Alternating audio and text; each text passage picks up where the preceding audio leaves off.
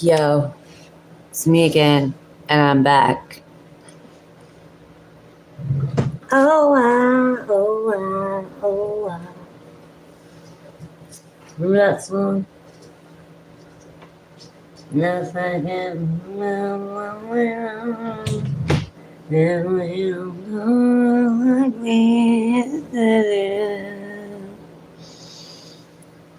Alright, and this is pretty strange, but I'm not bugging 'cause I still feel the same. That's how the song goes. I did it. I did it. Look what I do.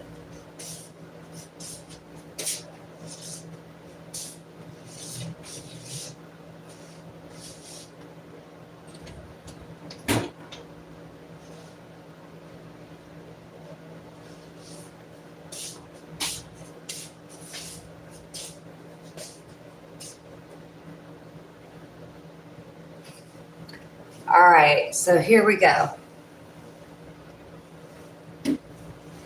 You guys, just to if you are in the Chroma community, it is so funny because Craig is singing right now and I'm just dying laughing. But for all of you guys that are coming in, my name is Amber. I go by Moon. The channel is called Minimalistic with Moon. This is a sleep stream. You will hear like an ambient sound of a fan in the background. You will hear, we're going to go over Freud. We're going to listen to Sigmund Freud speak tonight while we sleep. We're going to consume some knowledge while we sleep, or while you guys talk in the chat, or do whatever you do. I don't know. But quite frankly, it's none of my business.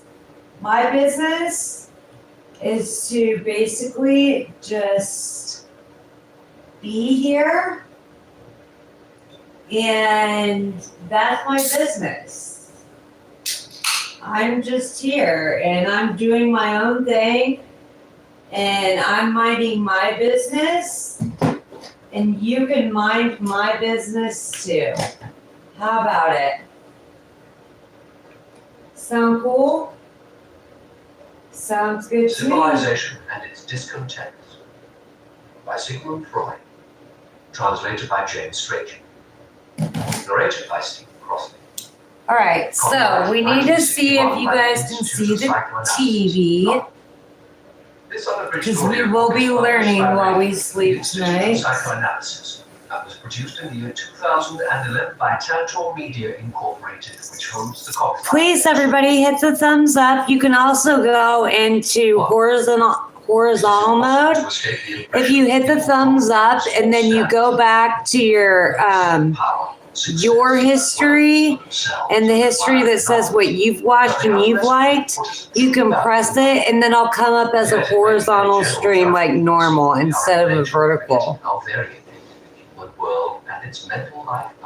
So there are a few men from whom their contemporaries do not withhold admiration. Hold on just a second. And don't forget to hit the thumbs up. Anyways, but you can hit the thumbs up and then you go to your thumbs up videos. And then I'm in vertical mode. And to the diversity of their wishful impulses. One of these exceptional few calls himself my friend in his letters to me. I had sent him my small book that treats religion as an illusion, and he answered that he entirely agreed with my judgment on religion, but that he was sorry that I had not properly appreciated the true source of religious sentiments.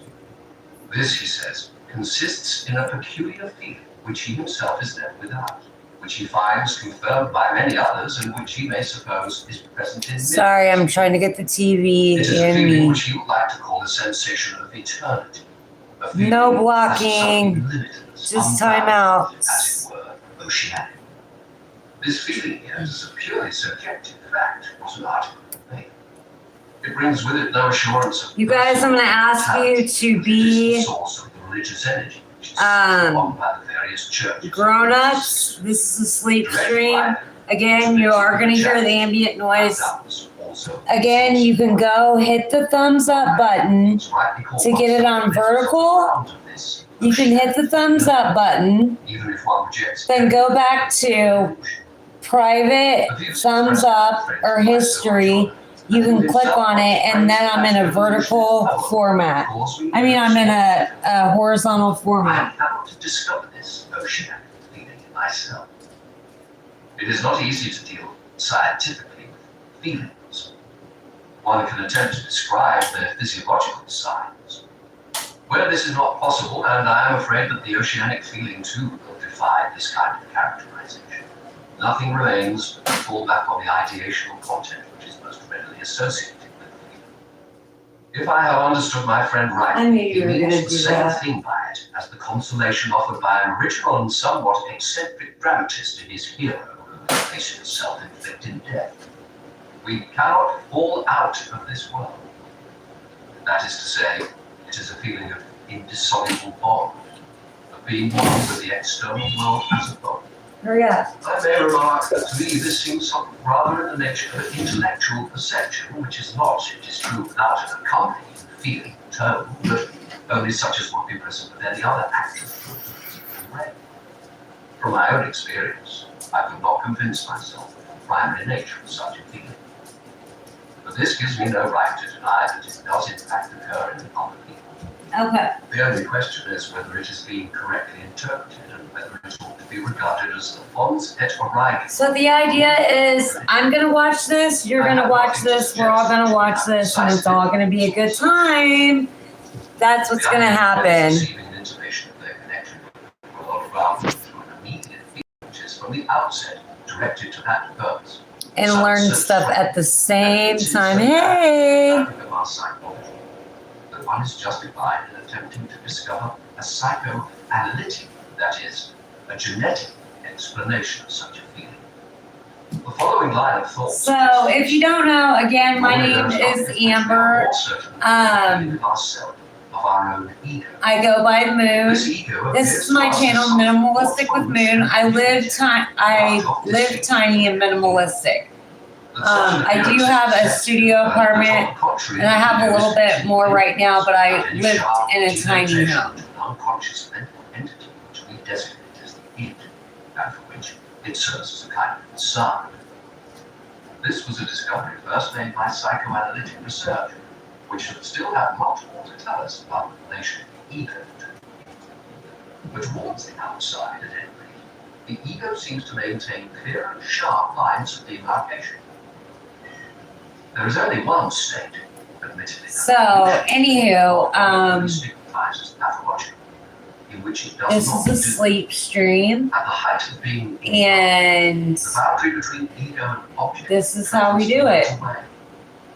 Against all the evidence of his senses, a man who is in love declares that I and you are one, and is prepared to behave as if it were a fact. What can be temporarily done away with by a physiological, i.e., normal function, must also, of course, be liable to be disturbed by pathological. This is ditto. I have a black cat named 11. States in which the boundary lines between the ego and the external world become uncertain, or in which they are actually drawn incorrectly. There are cases in which parts of a person's own body, even portions of his own mental life, his perceptions, thoughts, and feelings, appear alien to him, as not belonging to his ego. There are other cases in which he ascribes to the external world things that clearly originate in his own ego, and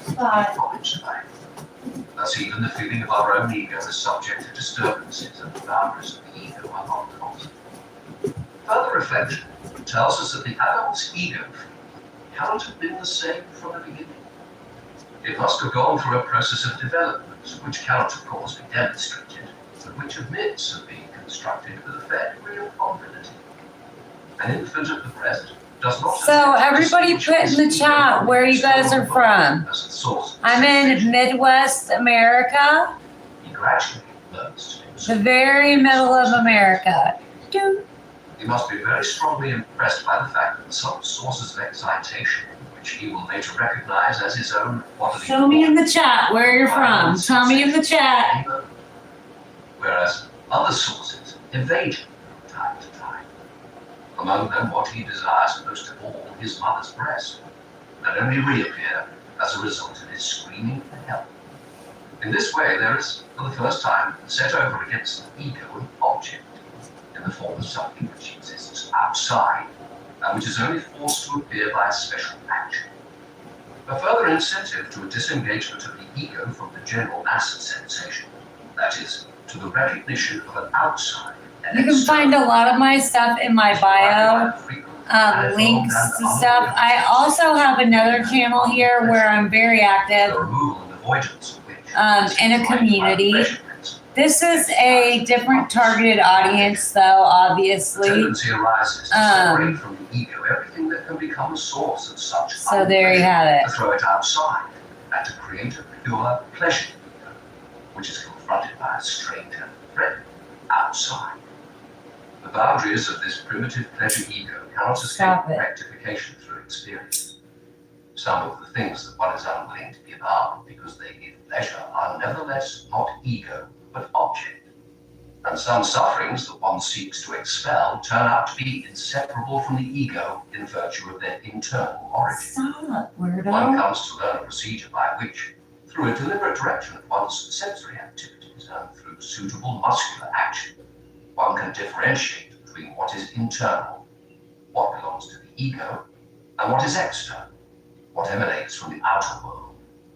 In this way, alright, so you might get a show for my cat tonight. She's already on one.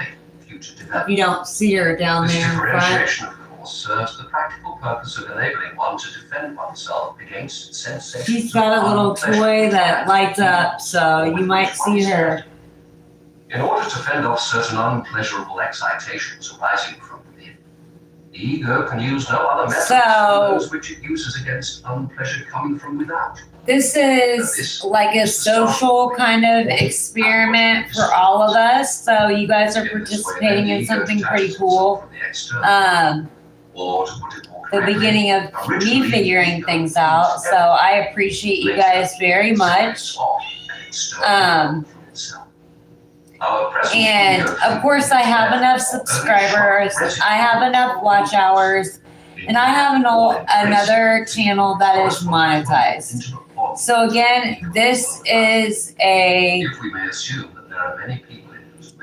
basically, it's basically like a social, ego feeling of maturity, like a kind of experiment. Like you with me and me with you. Like we're experimenting, you know? It's the new way. It's the old way. I'm 420 friendly, so you will see the 420. This channel is not made for kids, obviously. There is no nudity here. This is about as good as it gets, and this is just because it's hot. Usually I'm in pants, but I'll probably be covered up mostly later.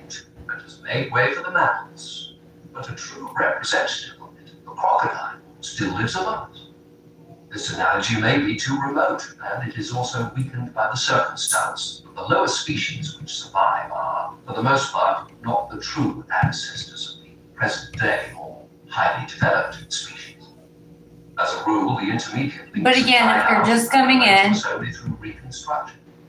You can always hit the like button to get it into a different format. You can always hit the like button, and then you go back into your watched history, and then you push that again, and then I'm in horizontal format. If you like to watch it better in that format. Or like even on your TV or whatever. Look. This brings us to the more general problem of preservation. They'll move here in a little bit because I'll make them. The subject has hardly been studied as yet, but it is so attractive. They're like, we're big stars. Turn our attention to for a Say, Mr. Jones Since we and overcame the me. error of supposing that the forgetting we are familiar with signified a destruction of the memory trace. That is, its annihilation. We're not We have trying to been be inclined to take famous. the opposite view. Not at But in all. mental life, nothing which has once been formed can perish. That everything is somehow preserved, and that in suitable circumstances, when, for instance, regression goes back far enough, it can once more be brought to light. Let us try to grasp what this assumption involves by taking an analogy from another field. We will choose as an example the history of the eternal city. Historians tell us that the oldest Rome was the Roma Quadrata, a fenced settlement on the Palatine. Then followed the phase of the Septimontium, a federation. I think I just saw a mod enter. After that came the city bounded by the Serbian Wall, and later still, after all the transformations during the periods of the Republic I hope of the it early is. Caesars, the city which the Emperor Aurelian surrounded with his walls. We will not follow the changes which the city went through any further, but we will ask ourselves how much a visitor, whom we will suppose to be equipped with the most complete historical and topographical knowledge, may still find left of these early stages in the Rome of today. Except for a few gaps, he will see the wall of Aurelian almost unchanged. In some places, he will be able to find sections of the Servian wall where they have been excavated and brought to light. If he knows enough, more than present-day archaeology does, he may perhaps be able to trace out in the plan of the city the whole course of that wall and the outline of the Roma Quadrata. Of the buildings which once occupied this ancient area, he will find nothing, or only scanty remains, but they exist no longer. The best information about Rome in the Republican era would only enable him at the most to point out the sites where the temples and public buildings of that period stood. Their place is now taken by ruins, but not by ruins of themselves, but of later restorations made after fires or destruction. It is hardly necessary to remark that all these remains of ancient Rome are found dovetailed into the jumble of a great metropolis which has grown up in the last few centuries since the Renaissance. So I'll watch TV for a while. I'll turn around, come get the phone, and talk to you guys. And then it's night time. Now let us, by a flight of imagination, suppose that Rome is not a human habitation, but a psychical entity with a similarly long and copious past. An entity, that is to say, in which nothing that has once come into existence will have passed away, and all the earlier phases of development continue to exist alongside the latest one. This would mean that in Rome, the palaces of the Caesars and the Septizonium of Septimius Severus would still be rising to their I'd rather on the listen to this Palatine, with my and eyes the castle of closed. Sant'Angelo would still be carrying on its battlements the beautiful statues which graced it until the siege by the Goths and so on. But more than this, in the place occupied by the Palazzo Caffarelli would once more stand, without the palazzo having to be removed, the temple of Jupiter Capitolinus. And this not only in its latest shape as the Romans of the Empire saw it, but also in its earliest one when it still showed Etruscan forms and was ornamented with terracotta antefixes. Where the Colosseum now stands, your little at the same time toe by beans, Nero's Kiki. Spanish golden house. That's Kitty On 11. the piazza of the Pantheon, we should find not only at the Pantheon today, Oh, my dog doesn't let me talk to my cat. That's normal. on the same site, the original edifice erected by Agrippa. Indeed, the same piece of ground will be supporting the church of Santa Maria sopra Minerva, now the ancient temple over which it was built. Just And the like, observer would perhaps only have to change the direction of his glance or his position in order to call off This is one my view spot. or the other. There is clearly no point in spinning our fantasy any further, for it leads to things that are unimaginable and even absurd. If we want to represent historical sequence in spatial terms, we can only do it by juxtaposition in space. The same space cannot have two different contents. Our attempt seems to be an idle game. It has only one justification. It shows us how far we are from mastering the characteristics of mental life by let's representing get our lives talk together. terms. Make sure our There is one pillows are further good. objection which has to be considered. The question may be raised why we chose precisely the past of a city to compare with the past of the mind. If you guys have some different suggestions on what you'd like to watch, you can make those different suggestions and put them on here while I'm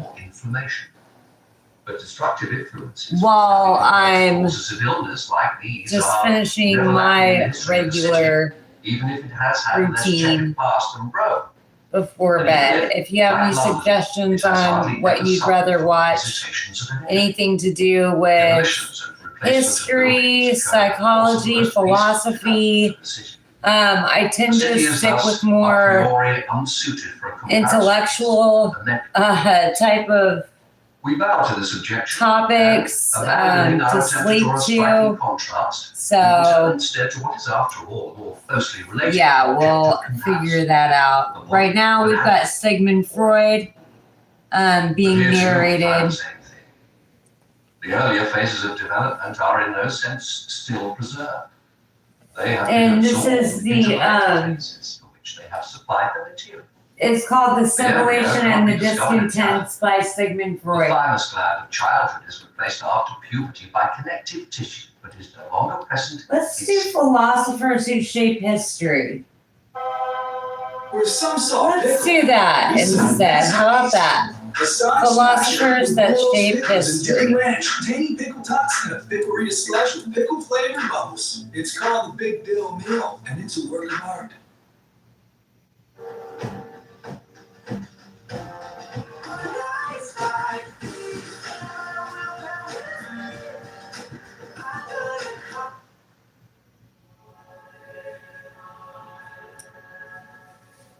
The man known to I took a bath like right before, Socrates, right in between my lives for my other channel, this channel. 470 and 468 And BC, I smell like patchouli and it makes me want to, it makes me think it's winter. I don't know, for some reason. just to the southeast of the city walls. Despite the fact that he is one of the undisputed intellectual fathers of Western civilization and one of the most consequential philosophers and thinkers in history, scholars actually know shockingly few biographical details about Socrates for certain. His father, Socrates, was described in some sources as a stonemason. And you can also leave comments as well. There's some of my mods. Love you. Midwife. At first glance, these details seem to suggest that Socrates had a working class upbringing, which was probably not the case. We're not going to be a blocking chat. Just please remain Athens during his time, decent. Socrates almost certainly received an elite education as a young man. Furthermore, his close friends and colleagues were some of Athens' wealthiest, most prominent, and most influential citizens, something that sounds particularly unlikely for the son of a low-status working-class family, even at the dawn of Athenian democracy. This set of suppositions is just one example of the primary means by which modern scholars have attempted to construct a biography of the historical Socrates. This task has proven difficult and endlessly frustrating for historians because of the relative lack of reliable sources. A major barrier to our understanding of Socrates is that he left behind no writings of his own. All we know of him is what other ancient scholars and chroniclers wrote about him. Wow. Some of these sources are considered more reliable than others, although virtually none of them can be considered conclusively authoritative by modern standards None of for them. various reasons. A majority None of them to treat with greater acceptance were real. biographical details about Socrates, which appear in the dialogues written by Plato and Written Xenophon, by Socrates. That's both of crazy. these writers were pupils and friends of Socrates himself. Memories of Socrates would have still been relatively fresh for the people of Athens when dialogues like Plato's Apology and Crito or Xenophon's memorabilia were first published roughly 10 to 20 years after his death.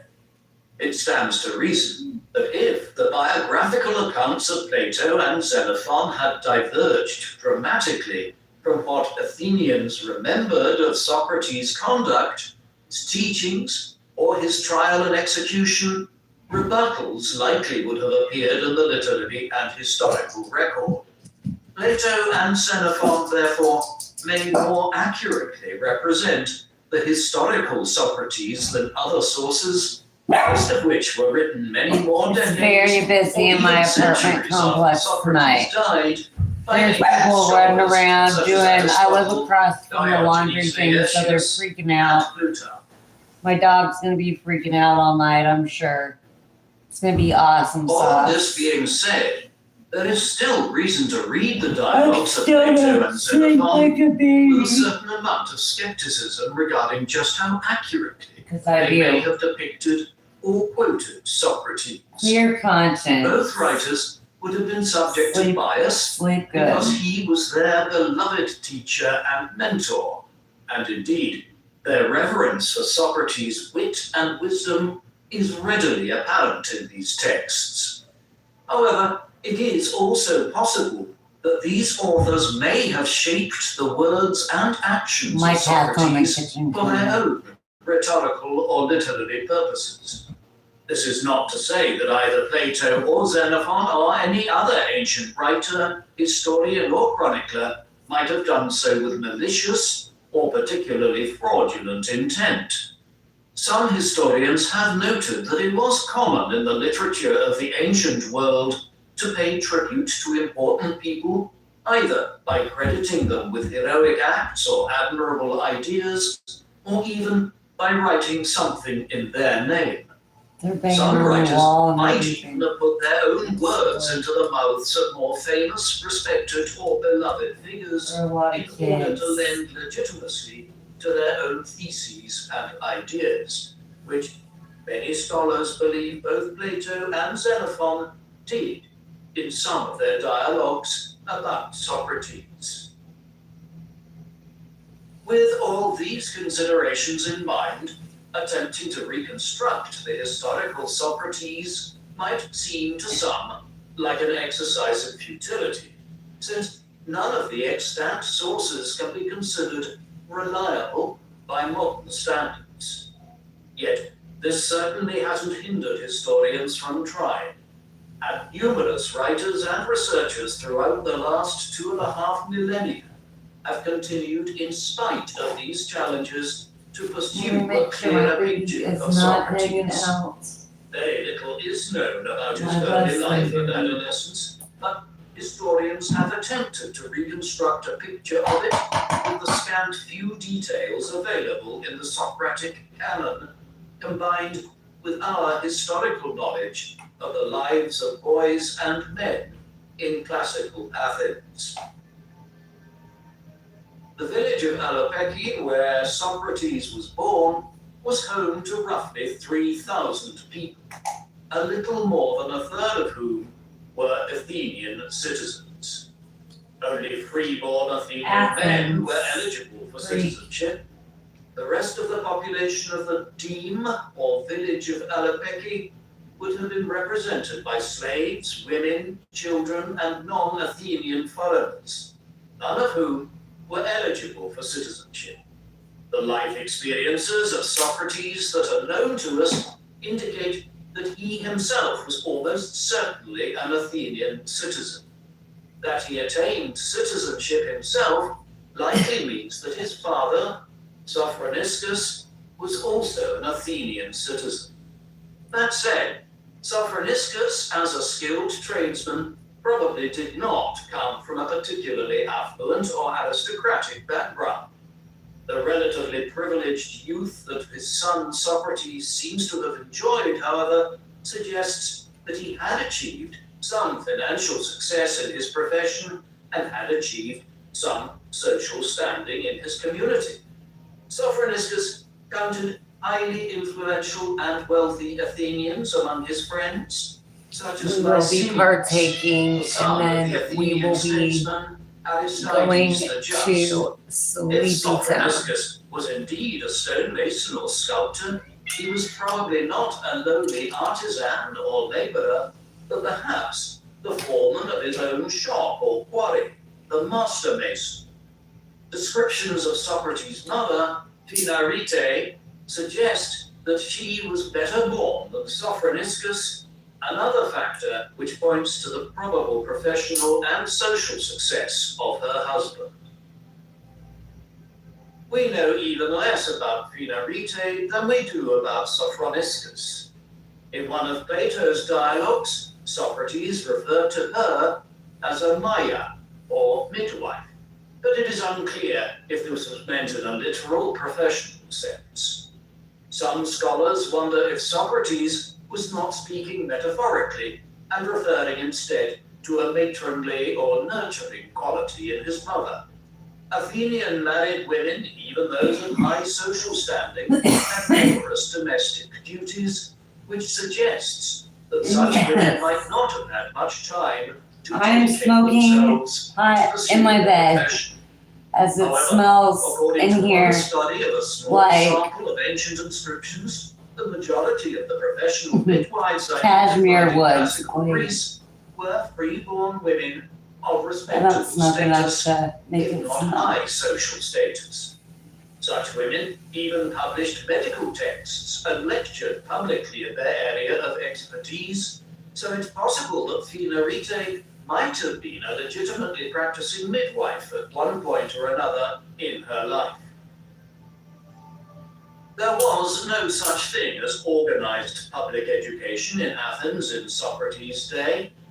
He would have learned to read and write at home with a tutor, most likely an enslaved non-Athenian Greek or other foreigner taken captive in war. I see a bunch of Almost mods. all Athenian families of middle class or upper class status owned at least a few slaves. Thank you for being here, And some of these mods. individuals were tasked with educating the family's children until the age of 12.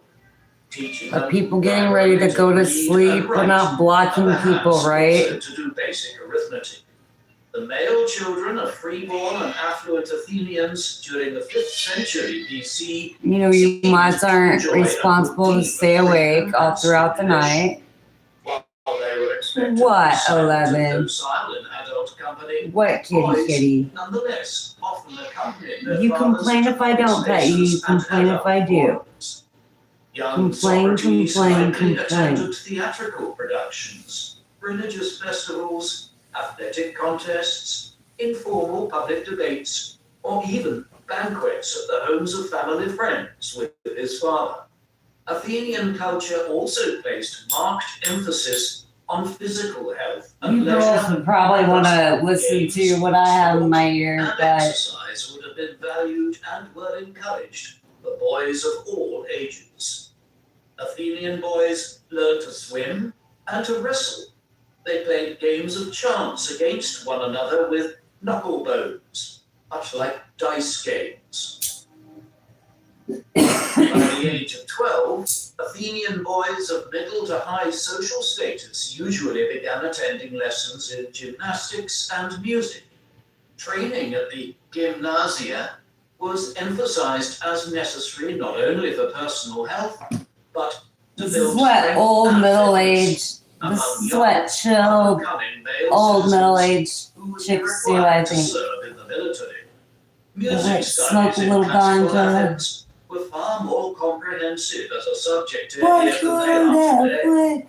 Not only did the study of music involve learning to play an instrument, such as the lyre, the flute, or the Everybody's almus, a double reed pipe, but it also involved the study of dance and poetry. Under the tutelage of the famed music master Lamprias, young Socrates learned to play the lyre, lessons which he resumed once again in middle age when the musician Konos began to instruct him in the newer, more innovative playing techniques. In his youth, Socrates would have been taught to sing and to dance, to memorize and recite poetry by Homer, Pindar, Sappho, Anacreon, and other lyric poets. As we see, Music studies encompassed not only music and dance, but also literature, since much lyric poetry was set to music. Interestingly, music academies in classical Athens offered a good deal of history study and religious education, in addition to education in the artistic disciplines of music and dance. This is because the poets were not just poets, but also often historians and the documentarians of the legends of the gods, and music and dance was often instrumental in classical Greek religious rites. This period of musical and gymnastic education in Socrates' young life probably lasted for 2 to 4 years. It is also possible that Socrates might have begun apprenticing to his father's trade sometime during his teenage years or early 20s. Athenian law required that fathers secure a professional livelihood for their sons by the time they came of age, and it was fairly common for boys to pursue the same professions that their fathers had. Socrates may have spent any number of months or years working as a mason or a sculptor in his father's shop. Yet, even if he did, it may not have been something demanded of him, but perhaps something he pursued merely to keep himself busy and fit until he came of age and qualified for military service, something that was demanded of every young Athenian male citizen in Like, Socrates' day. this is it. Good night, mods. Let's quiet down in the chat, moderators. Let's have the chat have the night for the night, if they do.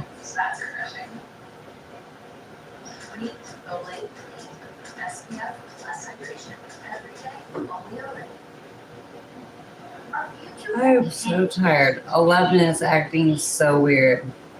How can when the education is still just an elective? How is it for science? Average. University of Harvard. This isn't right. In computer science and AI, graduation required. My dog is actually the star of the show. You didn't know, but he's actually the star. This is Ditto.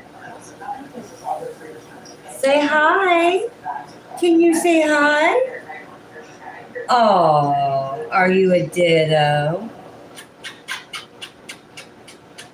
Are you a little Ditto? When Socrates was about 15 years old, the Athenian Assembly Mommy voted Ditto. to remove the treasury of the Delian Do you know that you're on camera? island of Delos to You do, don't Athens, you? supposedly to protect it from potentially Ditto's a very smart dog. He's an ESA. Greek member states Um, of the Delian League had so- been defeated in just a few decades. He knows. While this immense war chest filled with gold and silver had been He just constituted for saw war like of the it. League's member states, We're connected. We're imprinted on each other. Defense, the rulers of Athens, Pericles and the Assembly, Oh, evidently decided Mommy, that was baby. more a suggestion Ew. than a requirement. ew, personal space, This personal was the beginning of a space, series of personal developments space. which eventually led to the outbreak of the Peloponnesian War. Pericles used the And now he's like, nope, I don't think so, Mom. I don't even think so. The scars of the Persian invasion. He embarked on an ambitious building program. Oh, he's being cute. Look, guys. This is why Ditto's the star of the show. Oh, look at Ditto. Oh, look at him.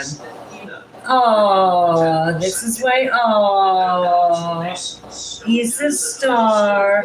Oh. Perhaps even Socrates' father Sophoniscus received many commissions and He went all the way down to the bed.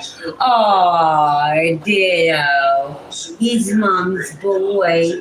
He's Mommy's boy. Outraged that their annual tributes, intended for the defense of all, seemed instead to be Every day. Oh, he's like, Mom, I want to be all, and this is my channel, so I run it.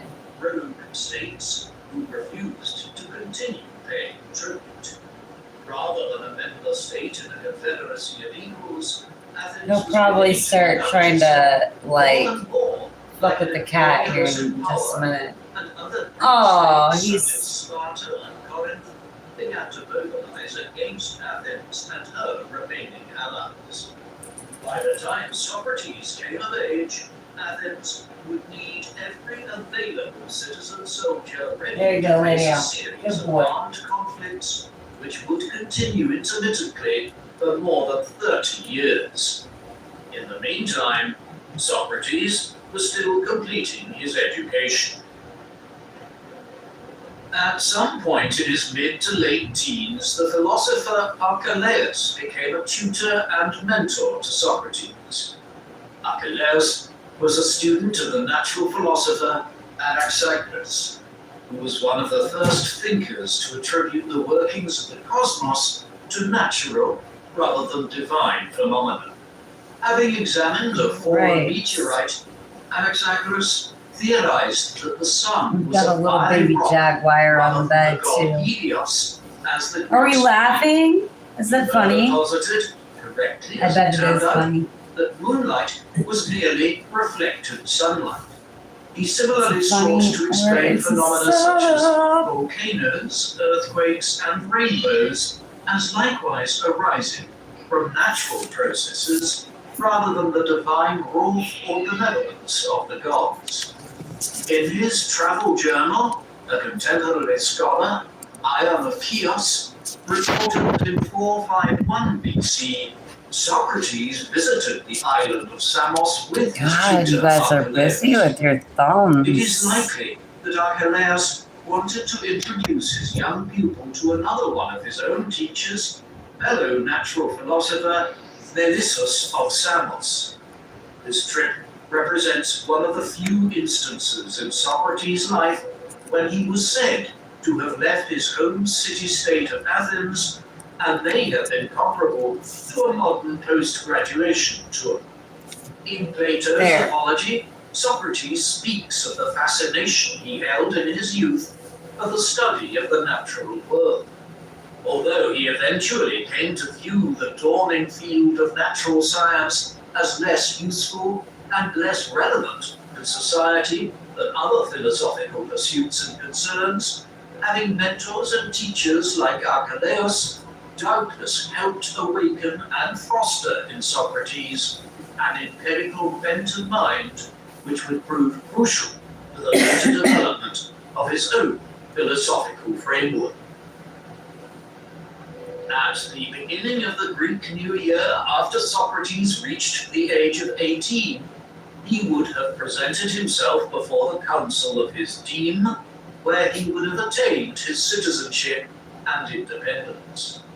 He would have been eligible to claim any property or wealth held in trust for him, eligible to submit for election by lot to public office, for example, as a magistrate or justice of the peace, and eligible to attend and vote in the Athenian assembly. At this point in his life, an Athenian citizen was mostly free to do as he pleased in a professional and personal sense.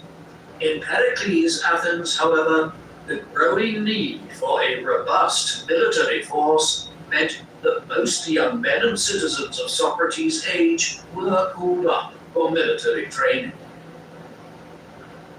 The fact that Socrates seems to have become a Mostly career it's soldier always for much of his third-party life accounts of also philosophers. attests to his family's comparatively high status.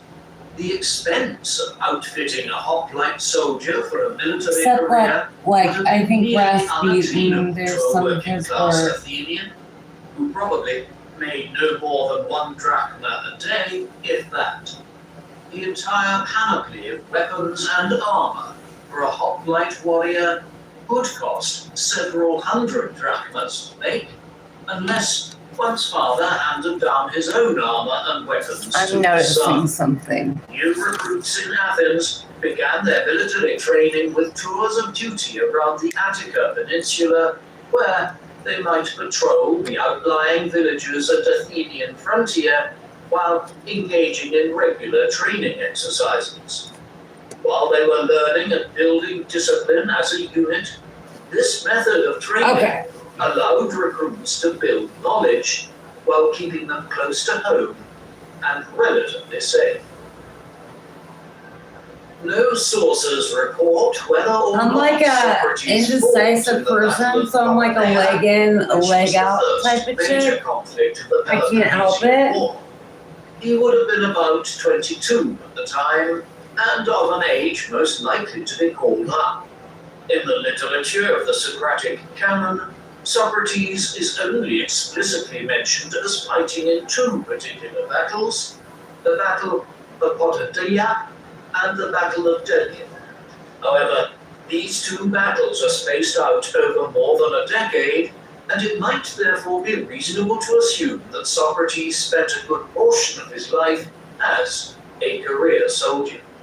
Socrates was 38 years old when the 3-year campaign of Potidaea began, and 46 years old when the Battle of Delium occurred.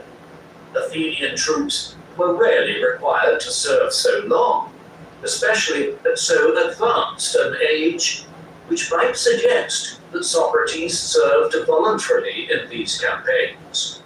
If he served throughout such a length of time voluntarily and during middle age, it might also be reasonable to assume that he had also spent much of his younger life in his 20s or early 30s, becoming an adept and seasoned soldier. The image of the warrior poet is probably not one that many novice students of Socrates would expect to encounter, considering his more famous reputation in history as the barefooted, shabbily dressed, witty and good-humored old intellectual. Socrates, however, seems to have had an impressive martial reputation on the battlefield. Interestingly, the name Socrates translates to safe in strength. His tolerance for discomfort, pain, and extreme temperatures was remarked upon by his fellow troops and friends. He was said to have marched barefoot and uncomplaining through ice and snow with little more than a light cloak to cover his armor and keep him warm. At the Battle of Potidaea in 432 BC, he performed a daring rescue of his young protege, Alcibiades, who had foolishly broken ranks and charged the battlefield in pursuit of the fleeing Corinthians. When Alcibiades impetuously charged forward, he did so alone, and the rest of his hoplite unit quickly closed up the gap their comrade had left, as they had been trained to do. Not one of his unit followed him forward. Breaking ranks in this fashion was ill-advised indeed, and could perhaps land a soldier in hot water with his superiors, for the shield of each soldier in the line helped guard the body of the man next to him, and enhanced the strength of the line itself against attack. Breaking ranks put one's fellow troops in real and immediate danger. When he saw his young friend fall before a reformed onslaught by the Corinthians, Socrates made the decision to break ranks himself. He rushed across the battlefield through the chaos of men hacking each other to bits before he reached Alcibiades. Carefully and gently, he bore the young man away along with his armor and fallen weapons off the battlefield to safety. Consistent with Socrates' reputation for eschewing ambitions for glory, fame, or preferment, Plato recorded that Socrates insisted that Alcibiades, not himself, should be decorated for bravery. One One historian has posited that perhaps Socrates also avoided the adulation because he had, in fact, put his own unit in danger to save his young friend's life. Like the image of the warrior, the image of the strong, daring, able, and well-built young Socrates sits incongruously apart from our usual image of him as old, bearded, and fat, with a receding hairline, as he appears in his portraits and busts. Contemporaries of the elder Socrates, even his friends, described him as famously ugly. A short, balding man with a Socrates paunchy is middle, a famously broad, ugly. snub nose, thick lips, Okay. and widely spaced eyes that appeared to bulge. However, in the first bloom of youth as a career soldier, Socrates probably looked very different. Years of gymnastics, military training, if not slinging heavy stones in his father's workshop, would have given him a straight and well-built figure. His shortness would have appeared as stockiness and solid strength. He might even have been perceived as handsome. With his widely spaced eyes, broad nose, and very full lips situated in a younger face, and with what was likely an excellent physique, one is tempted to imagine someone akin to a young This guy is Marlon Brando. sexualizing Although a more than young one biographer has Socrates, sought and to I don't explore feel the figure comfortable with of it. Socrates in love, Guys, we good actually night. know very Moon little is about out for Socrates' the night. personal or romantic life. Please hit Again, thumbs up. That certainly hasn't stopped If you'd like to historians switch it from into, speculating and if you'd theorizing. like to switch it into One horizontal recent mode, biography posits that hit as the a like young man, button. Socrates Go might into have your fallen in love watched with the and famed liked intellectual Aspasia, a videos. philosopher herself, Hit it again and and the it will de come facto up wife as of a Pericles. vertical The stream. textual evidence for this is rather thin. It involves accepting that a female figure named Diotima, whom Socrates mentions in Plato's Symposium as having been his instructress in all matters of love, is in fact Aspasia. The author points out that only one other woman who appears in any of Plato's other 30 dialogues as instructing any of her male contemporaries, including Socrates, is Aspasia herself. In Plato's Menexenus, she is also depicted as leading philosophical discussions about love. While some historians might find this textual evidence a bit of a stretch, the circumstantial evidence is somewhat more interesting and perhaps slightly more compelling.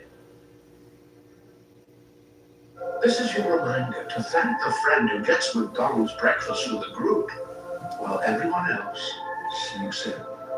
Now McDonald's. Mix and match two of your breakfast favorites for just Oh, $5. you know who that is. His sensitivity is so common, it immediately feels like somebody's poking directly on your nerve. I recommend Sensodyne. What keeps you silent about addiction? I don't want to judge. I'm scared. I don't know what to do. I don't want my family to be just. Ruby slippers are the most famous shoes in the world. What would the shoes be worth today? A lot. Sometime in his mid-30s or early 40s, Socrates became a tutor and mentor to the young Alcibiades. The young man he rescued from the battlefield in 432 BC was in fact the ward of Pericles himself, who had become Alcibiades' guardian upon the death of his friend Cleinias, the boy's father, years before. It is unclear whether Socrates took Alcibiades under his wing before or after the Battle of Potidaea, but Plato records that the two were posted together as tent mates and messmates throughout the campaign. Alcibiades was not only Pericles' ward, he was also a relation of Aspasia's by marriage. Probably about the same age as Socrates, Aspasia arrived in Athens in the early to mid 450s. at which time her sister was married to Alcibiades the elder, the grandfather of the younger Alcibiades. Aspasia lived in Athens for 2 years before she settled down with Pericles, who was twice her age and had a son with him, Pericles the younger. During her early years in Athens, Aspasia quickly developed a reputation for her impressive education, intelligence, aristocratic bearing, and beauty, and her banquets and symposia were attended by some of Athens' most prominent citizens and thinkers, even Socrates himself, if Plato is correct.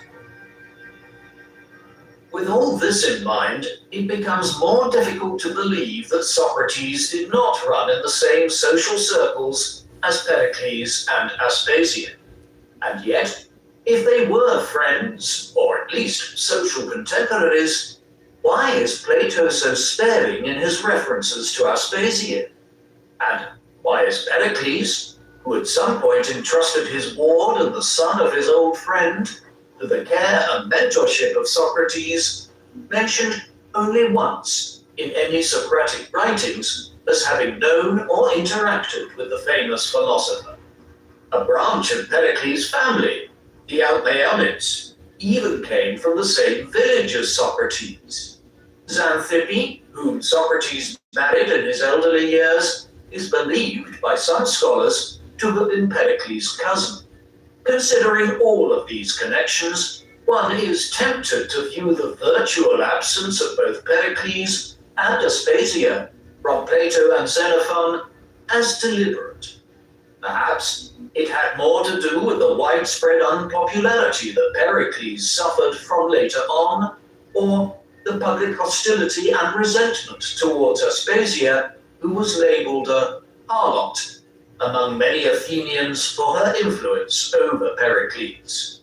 Perhaps neither Plato nor Xenophon wanted Socrates tainted by association with these unpopular figures.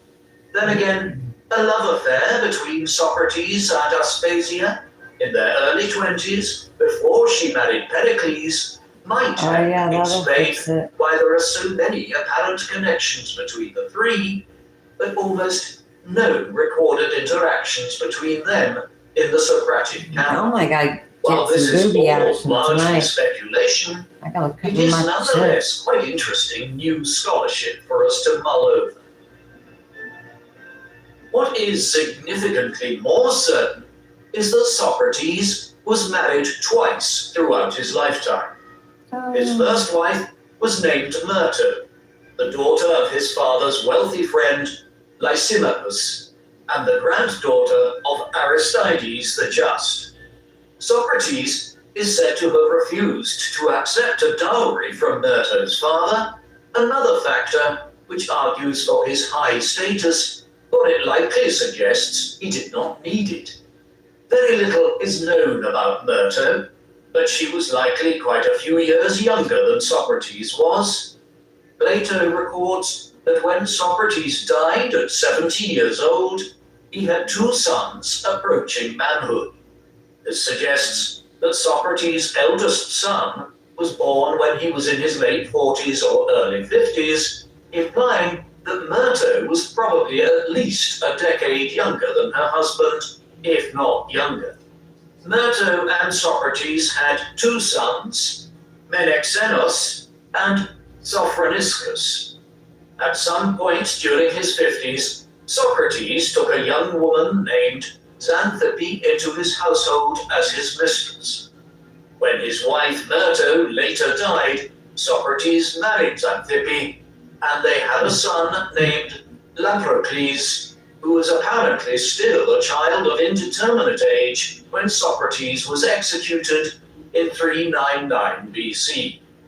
All of this being said, the details of Socrates' marriages are unclear, and different accounts suggest Socrates was married exclusively to Xanthippe. In between his military tours of duty and months or even years on campaign, Socrates pursued his ongoing study and development of philosophy in his beloved Athens.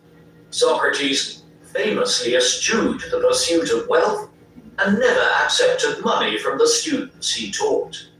Some historians believe that Socrates inherited several rental properties from which he derived his income, and he would also have been paid a salary and pension for his military service, which puts a dent in his reputation as the impoverished intellectual.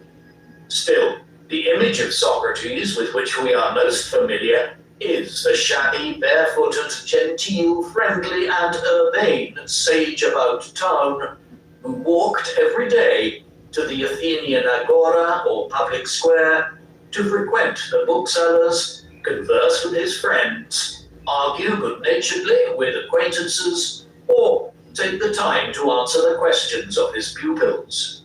Here, he would not only have kept abreast of all developments in the city, but he would also have become known to all Athens, from political elites, priests and shopkeepers, to artists, artisans, laborers, and his fellow citizens, young and old.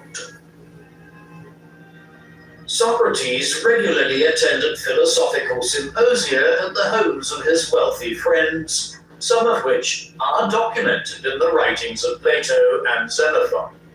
These gatherings were essentially the ancient Greek equivalent of the 18th century French literary salon, in which aristocratic, educated, intellectually accomplished, and avant-garde members of society met to undertake serious examination and discussion of a particular point of philosophical inquiry, as well as to dine and drink together.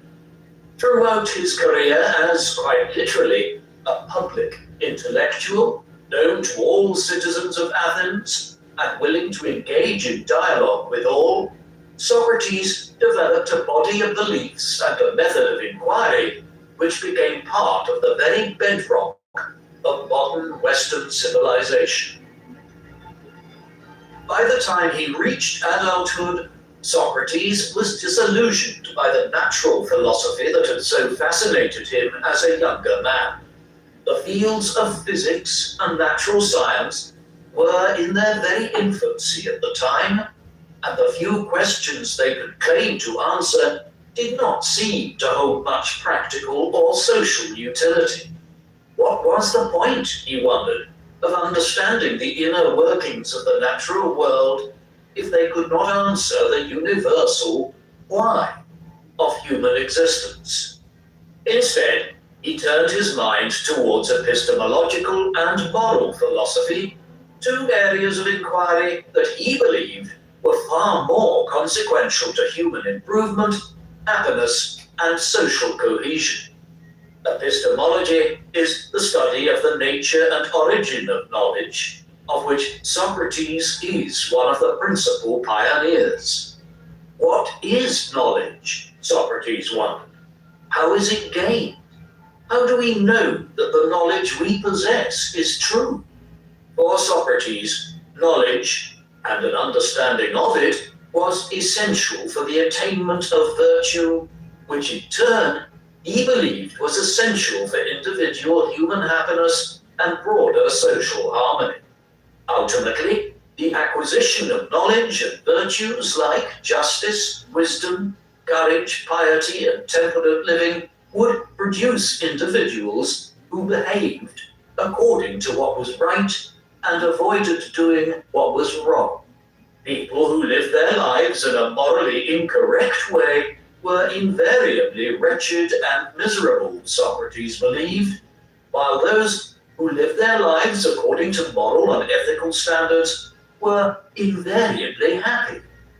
For Socrates, the continuous search for self-knowledge was paramount.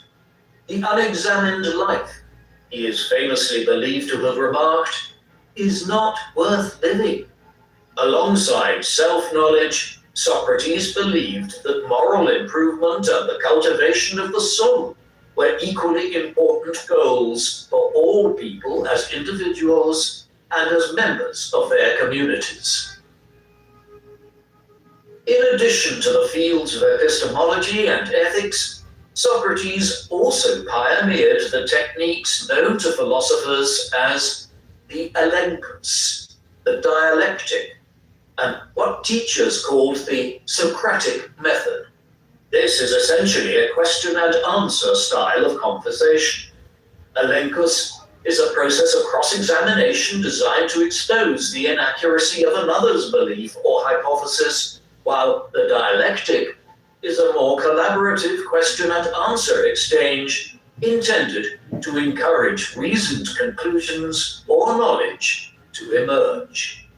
The dialectic approach is akin to what Socrates pursued during symposia and what teachers who today embrace the Socratic method do in their own classrooms when they use a guided question and answer approach to help the class reach conclusions as a group. According to Socrates himself, it may have been the use of his elenchus technique that caused significant dislike of him to grow among his fellow Athenians. After all, few of us find it easy to like people who seem determined to show us that we're not as smart as we think we are. While defending himself at his own trial in Plato's Apology, Socrates narrated a series of events which, when they occurred, could not have failed to spark public resentment against him for what was probably perceived as self-aggrandizement. This episode he describes also appears in Xenophon's Memorabilia, albeit with slight embellishments. So the story goes, a friend of Socrates and fellow philosopher by the name of Xenophon visited the oracle at Delphi and asked of her, "Who is wiser than Socrates?" To the surprise and perplexity of both men, the oracle replied, "No one is wiser than Socrates." This response utterly perplexed Socrates, whose first instinct was to reject the notion that he might be the wisest of all men. In Xenophon's version, Socrates was present when the oracle made her famous pronouncement, and he was said to have dwelt long and thoughtfully upon the inscription etched above the entrance to Apollo's temple, "Know thyself." This experience, Socrates said, spurred him to investigate the oracle's claim as thoroughly as he could, believing that he would eventually prove her wrong. He described approaching and conversing with many of his fellow Athenians, beginning with those generally considered to be the most knowledgeable and accomplished in the city, such as politicians and scholars.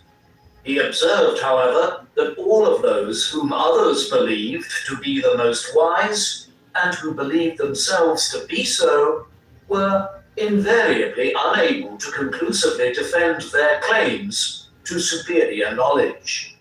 He then turned to the artisans and skilled tradesmen, who were indeed wise and competent in their own particular craft pursuits, but held little knowledge or wisdom about higher concerns, though many of them also believed themselves to be wise. The difference between Socrates and the individuals he questioned was that he made no claims to the superiority of his wisdom. "As for me, all I know is that I know nothing," he famously remarked. For Socrates, the mere impossibility of ensuring that any knowledge constitutes an ultimate and verifiable truth should encourage intellectual humility. The part that he left unsaid was that perhaps this was precisely what the Delphic oracle meant when she said that no one is wiser than Socrates. No doubt, Socrates used his elenchus method in interrogating his fellow Athenians' claims to wisdom. This technique often ends in what is known as aporia, which is an unresolvable logical impasse or dead end in an argument. As a man who openly claimed he didn't have all the answers, Socrates was not out to tell people the right ones, merely to show that through the acquisition of knowledge and the use of reason, one could expose the wrong-headed beliefs of those who thought themselves wise.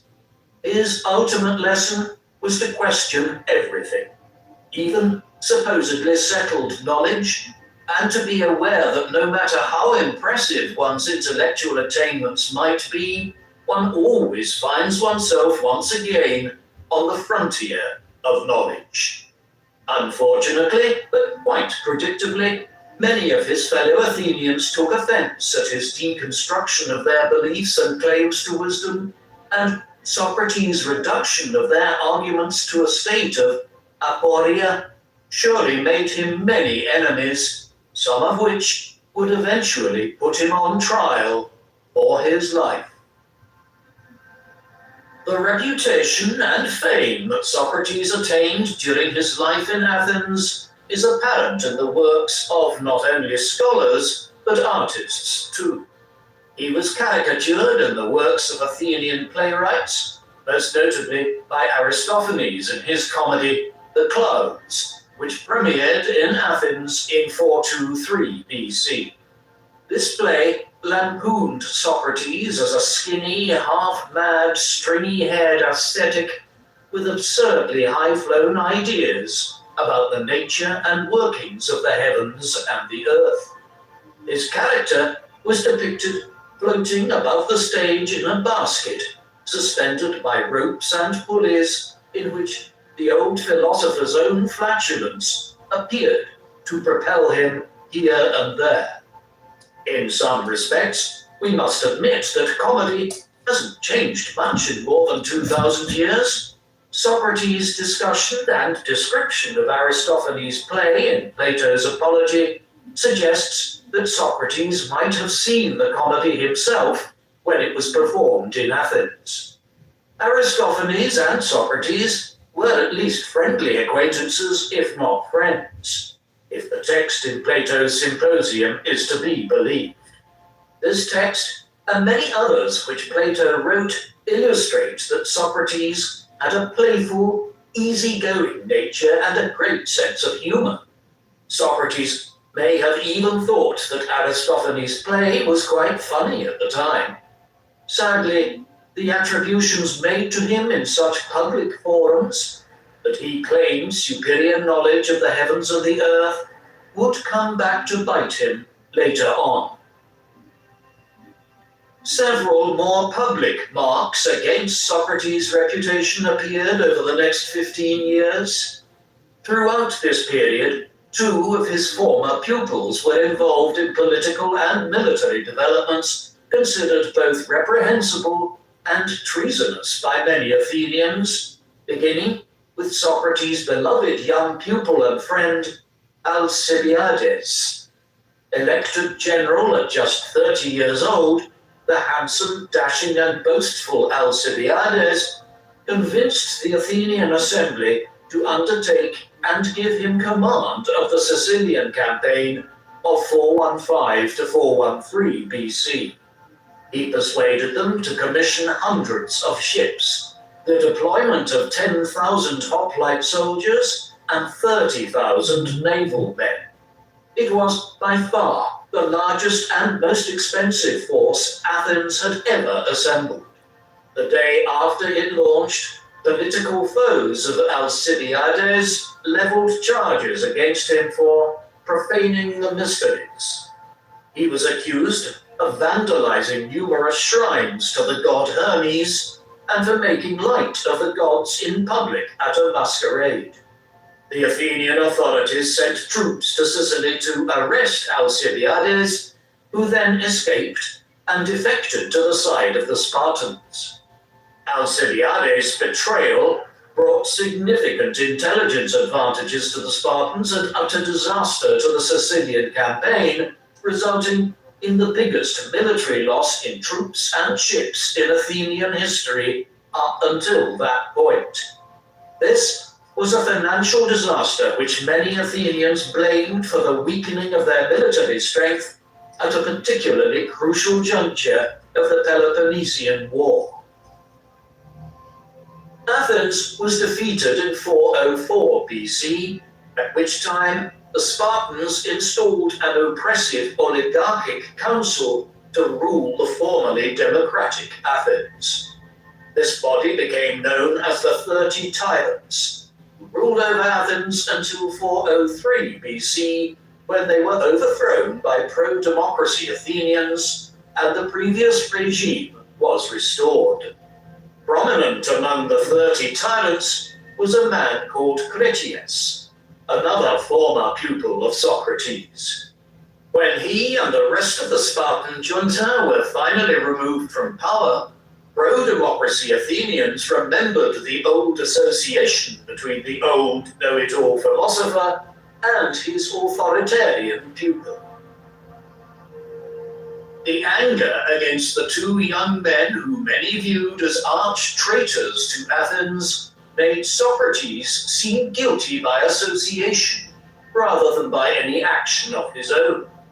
His enemies also noted that Socrates was not censured or punished by Critias or the 30 for refusing to arrest a man he knew to be innocent, Leon of Salamis, who the oligarchs wanted to execute.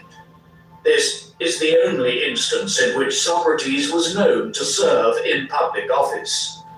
He served a 1-year term from 404 to 403 BC, and it was likely only the fall of the tyrants that saved him from their wrath. Still, after all of the upheaval that had been wrought by two traitors to Athens, many continued to mutter darkly about Socrates and to wonder if his pupils' actions were the fault of their mentor. In 399 BC, 3 men of Athens, Meletus, Anytus, and Lycon, laid charges against Socrates for impiety and for corrupting the city's youth. They claimed that Socrates had denied the existence of the gods of Athens, invented new gods, that he had claimed to understand the workings of the heavens and the earth, and that he used his talent for rhetoric to corrupt and lead young people astray. To the modern ear, few, if any, of these charges sound like prosecutable crimes. However, the justice system of classical Athens featured no official prosecutors or defense attorneys. All prosecutorial actions were initiated by private citizens. The accusers and accused were each given an equal amount of time to present their case. This time limit was determined by a water clock, which applied only to the speeches of accuser and accused. The clock was stopped temporarily whenever a witness was called. Cases were heard by the laws, or judges of Athens, and verdicts were decided by a jury of 500 Athenians selected by lot. The rationale of empaneling such large juries was that it would make bribery nearly impossible. Socrates used his allotted time and his verbal skills to defend himself as thoroughly as possible. His defense forms the full text of Plato's Apology, an ironic title, given there is nothing apologetic about it. Socrates took his time addressing and deconstructing each charge, demonstrating that none were founded in fact. He pointed out that he had, in the past, inadvertently made enemies of his accusers by showing their pretensions of wisdom to be false. Incensed, his accusers now leveled charges at him which were based on unfounded rumors, suppositions, and public propaganda which had been spoken about Socrates at various times over the years. The jury found Socrates guilty nonetheless by a slim margin of just 30 votes. When his time came to be sentenced, his accusers demanded the death penalty. Athenian justice provided that a defendant who was found guilty might propose their own punishment, which a jury might accept since it showed remorse and an attempt at restitution. It was also a chance for a jury to use their judgment as to whether the harsher punishment often demanded by accusers was merited. Socrates seems to have shot himself in the foot, so to speak, at this stage of the trial, but his reasoning was clear. Since, he said, he was not guilty of the crimes of which he was accused, to volunteer himself to be punished would be to concede that he had done something wrong, which he had not. He had dedicated his life to the cultivation and improvement of his beloved city, giving freely of his knowledge and instruction to anyone who sought it, for which he never charged any fees. His shabby clothes, bare feet, and temperate habits could clearly testify to his poverty, as he described it, which he gladly endured, since he viewed all ambitions for wealth and glory as leading to unhappiness and corruption. In fact, Socrates asserted, instead of being punished, he ought to be rewarded, and requested that the city of Athens offer him free meals for life, as public benefactors and victorious Olympians received. This suggestion may well have been a joke, but it likely didn't go over well. Socrates concluded with an offer to pay a fine of 100 drachmas, which amounted to about a fifth of his estate. If this were unacceptable, he said, 4 friends of his who were present at the trial, Plato himself, Crito, and his son Critobulus and Apollodorus, were prepared to pay a fine of 3,000 drachmas on Socrates' behalf. The jury sentenced Socrates to death, strangely by a larger margin than the verdict that had convicted him. When asked if he had anything to say, Socrates spoke directly to the jury. To those who had seen the justice in his defense, he offered thanks and praise for their civic and judicial integrity. Those who had condemned him, he stated, had ultimately condemned themselves in the eyes of history, and he prophesied that men would always speak of their actions as deliberately dishonorable. Still, as a loyal Athenian committed to the rule of law, he accepted the verdict and his sentence. Socrates spent about a month in jail prior to his execution, which was a rare occurrence indeed, since sentences were normally carried out within a day or two.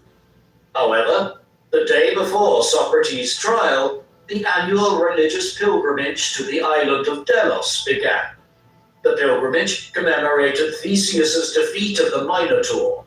According to tradition, until the ship returned to Athens, no criminals could be executed in the city. Socrates therefore had to wait several weeks for his sentence to be carried out. This was a luxury that few condemned people in the ancient world enjoyed. Socrates spent the time putting his affairs in order, spending time with his family and receiving visits from his friends.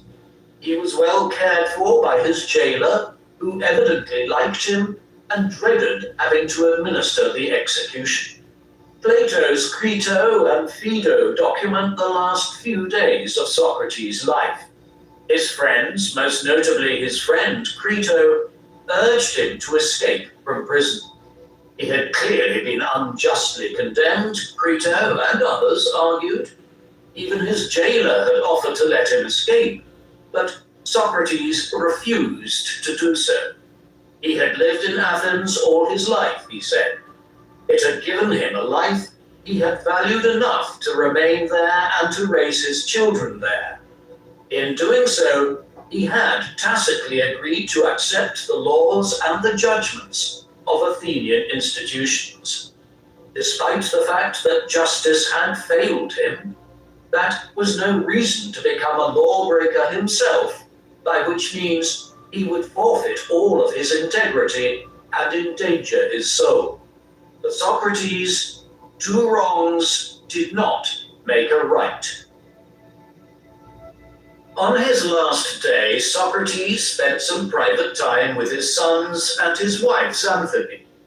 He sent them away as the day wore on, to spare them from having to witness his execution, which was to take place at sunset. He spent his remaining hours on earth conversing with his friends on the nature of life and death, his beliefs about the immortality of the soul, and his conviction that death is not the end. He comforted them when some of them began to cry as sunset approached. Who can say for sure, he asked, whether death is not better than life?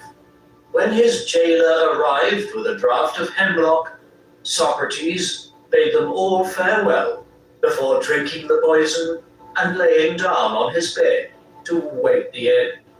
He spoke his last words to his friend Crito before covering his face with a piece of cloth.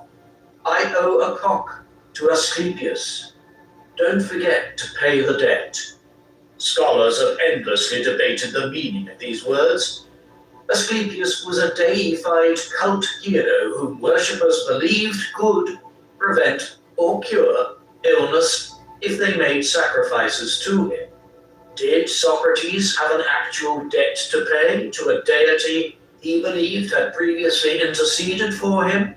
Did he perhaps see life as the illness of which he was being cured and asked Crito to make a sacrifice of thanksgiving for him?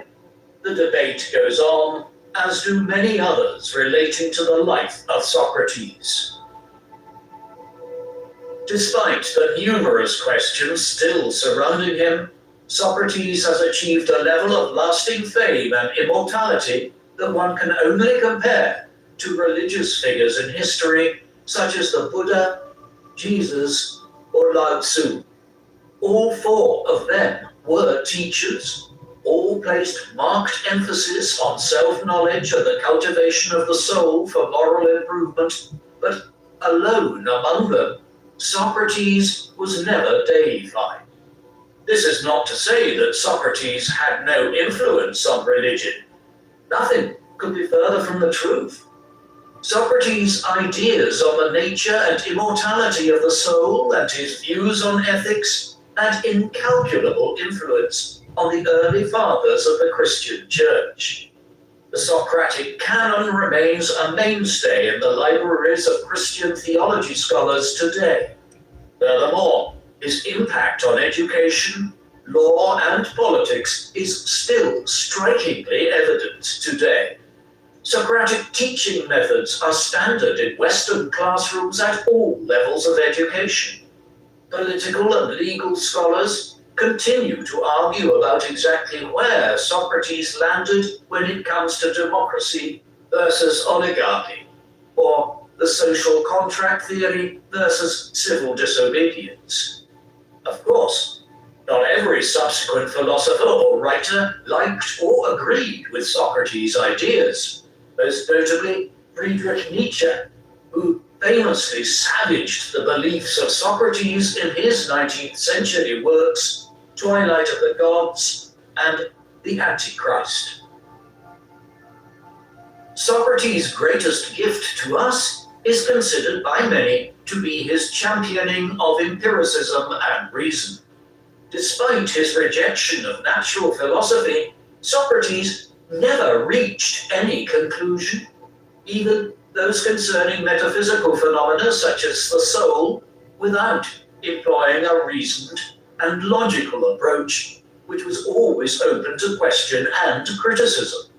His epistemological framework for establishing what is true according to what is readily observable would eventually be developed by Aristotle into the first incarnation of the scientific method.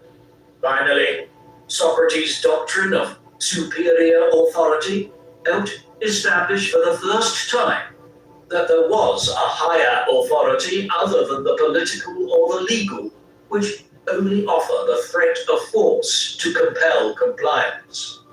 For Socrates, the higher authority might be divine, or his own moral conscience, or perhaps reason itself. There is cause to believe that he viewed these entities as quite intimately connected, though he refused to escape from an unjust imprisonment and execution, and while ultimately his enemies got their pound of flesh, Socrates was ultimately triumphant. Plato, Xenophon, and other writers immortalized him as a martyr to reason and integrity. The ongoing search for the historical Socrates continues, and while some might call the quest futile, considering the paucity of sources available and the doubts surrounding their potential authenticity, many historians take their cue from Socrates himself, even if one of his dialectics ended in an irresolvable aporia, with the sense that the answer might never be known or settled. That was no justification to cease questioning. Though a clear picture of the historical Socrates has largely remained stubbornly out of reach, scholars will likely still continue to pursue this most elusive figure who, paradoxically, looms larger than almost anyone in the history of Western civilization. What do you think of Socrates? Does he deserve the title, the father of Western philosophy? Please, let us know in the comments section.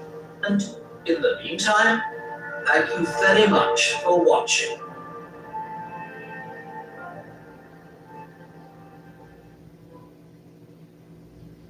The man known to history as Friedrich Wilhelm Nietzsche was born on the 15th of October 1844 in the village of Röken, near the town of Lützen, in what was then the Kingdom of Prussia.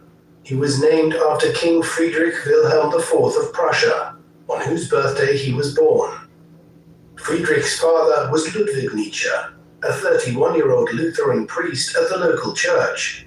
After receiving his religious training at the University of Halle, Ludwig had spent 7 years working as a private tutor to the 3 daughters of Duke Joseph of Saxe-Altenburg, a minor prince and a veteran of the Napoleonic Wars.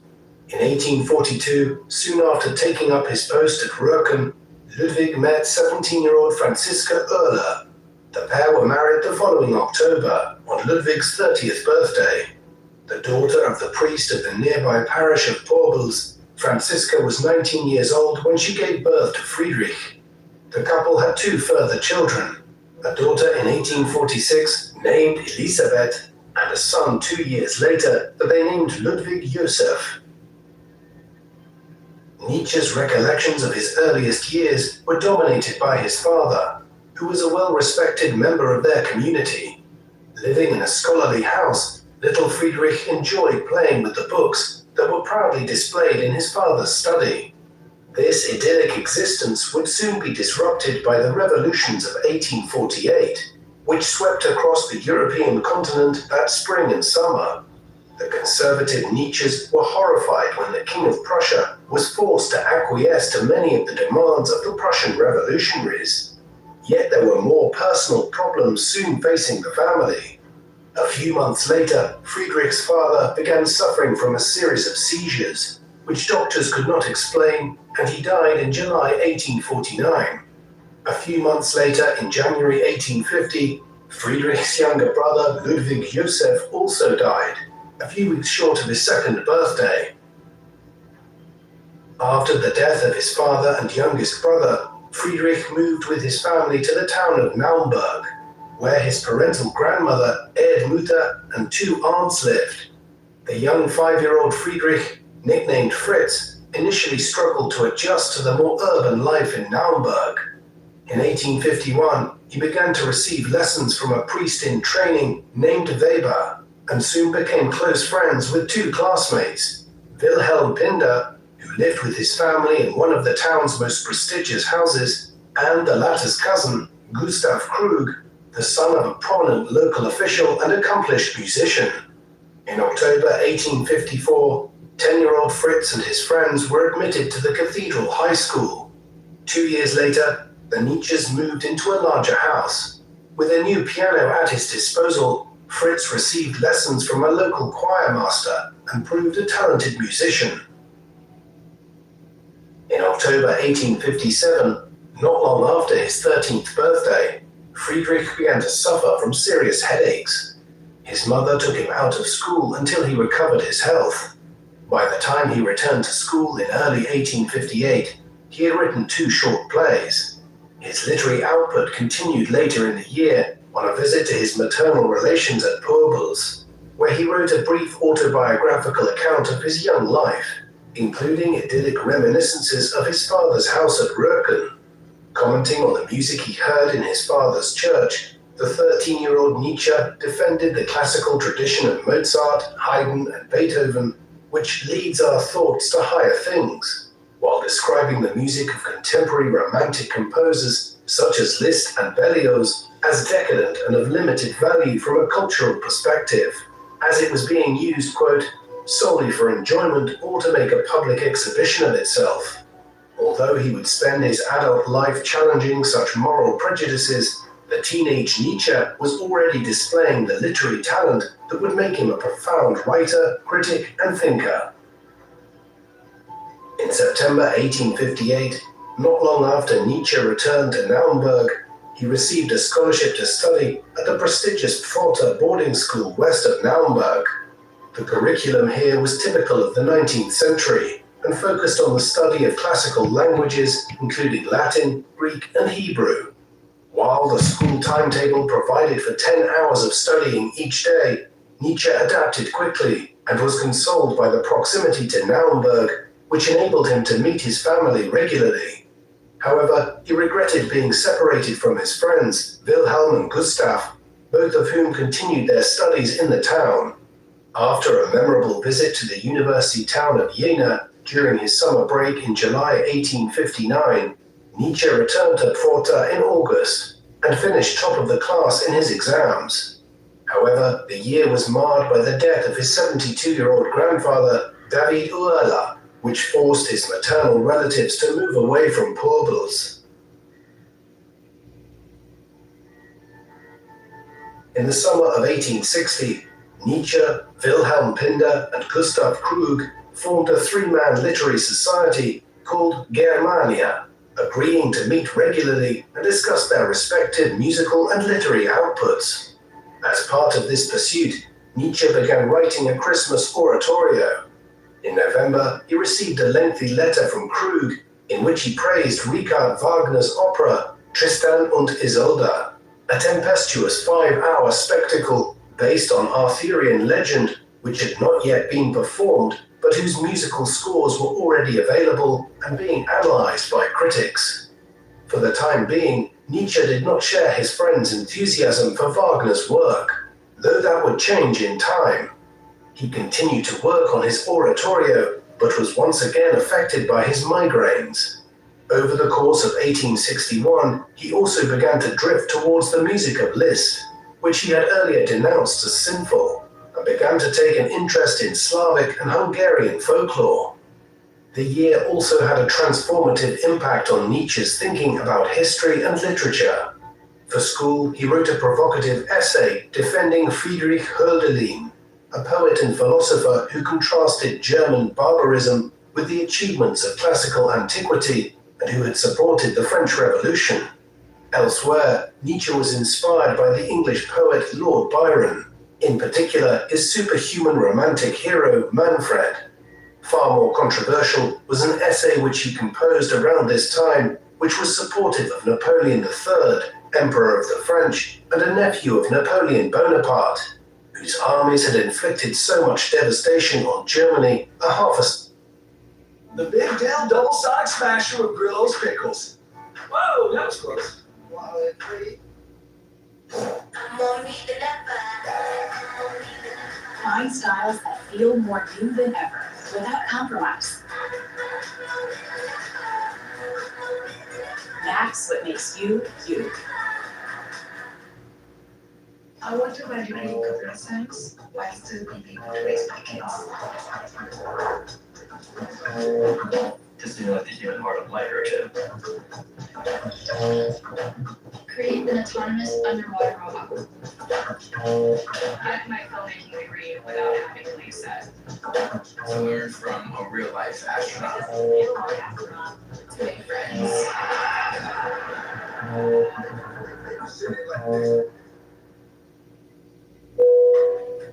Cheez-It crepes can happen anywhere. So eat Cheez-It crackers any way you can. Alright, this lady gets it. She's the old dog in there. It's on the tail dog. Want it, need it, cheese it. A century earlier, Nietzsche's text was criticized by both his friends, an early sign of Friedrich's willingness to court controversy in his writing. In the period that followed, Nietzsche's creativity increased as his thinking continued to develop. In an essay entitled Fate and History, Nietzsche came to the realization that an individual who is theoretically free is in fact obeying a wide range of customs and traditions ingrained into them from childhood, which he called fate. For Nietzsche, an individual who was truly free had to constantly battle against the constraints of fate. This realization led him to reject his Christian upbringing, marking the beginning of Nietzsche's lifelong quest to break free from the chains of Christian morality. Despite frequent bouts of poor health and headaches, Nietzsche continued to meet with academic success at Pforta. By the autumn of 1862, he was finally ready to embrace Wagner after the Germania Society acquired a copy of the score of Tristan und Isolde. Sitting at his piano, Nietzsche valiantly joined Krug in making their way through the opera. Nietzsche was so impressed that he took the score with him to Pforta, deaf to Krug's complaints that it was his idea to purchase it. In his efforts to tear down the rules around him, Nietzsche had begun joining his classmates in smoking and drinking. But in the spring of 1863, a teacher ran into him as he and a friend were returning to school from a drunken binge, resulting in him being moved back a semester. His pursuit of his literary interests caused his grades to fall, and he only just managed to pass his final exams in the late summer of 1864. While his friends Wilhelm Pinder and Gustav Krug went to university at Heidelberg, Nietzsche opted to study theology at Bonn, despite his growing religious pessimism. Nietzsche arrived at Bonn in October, accompanied by his Pforta classmate Paul Deussen, who would later become a renowned Sanskrit scholar. Here he attended lectures by the preeminent philologists Otto Jahn and Friedrich Ritschl. Philology is considered a relatively arcane field of endeavor today, yet in the 19th century it was at the cutting edge of European scholarship. As a discipline, it combines literary criticism with analysis of texts and languages, all within a historical framework. It's important to bear this in mind, as most contemporaries considered Nietzsche to primarily be a philologist rather than a philosopher, as he is more often deemed to have been today. As well as this, much of his earlier work falls very clearly into the realm of philology. When he returned to Naumburg for the Easter holidays in 1865, Nietzsche shocked his mother by informing her that he was no longer planning to become a priest. His growing interest in philology had informed him of how myths come into being, and he increasingly recognized that the early Christians had transformed the historical Jesus of Nazareth into a divine figure in a similar fashion. Supporting his arguments with a copy of David Strauss's Life of Jesus, and which attributed the Gospels in the Bible to early Christians several decades after Jesus' death, Nietzsche stubbornly resisted his family's efforts to convince him to return to theology. When he returned to Bonn, he formally transferred to the Faculty of Philology. Nietzsche soon decided that Bonn was not for him, and opted to transfer to the University of Leipzig in his native Saxony. Aside from financial considerations, Nietzsche had decided to follow Friedrich Ritschl, who had recently been recruited by Leipzig. Soon after his arrival at Leipzig in October 1865, the 21-year-old Nietzsche discovered the work of the philosopher Arthur Schopenhauer, who would become the greatest influence on his thinking. In his book, The World as Will and Representation, Schopenhauer built on the work of his great predecessor, Immanuel Kant, by arguing that the empirical world is only a representation constructed from sensual perceptions, while the true world is defined by an unknowable will that exists among all living beings.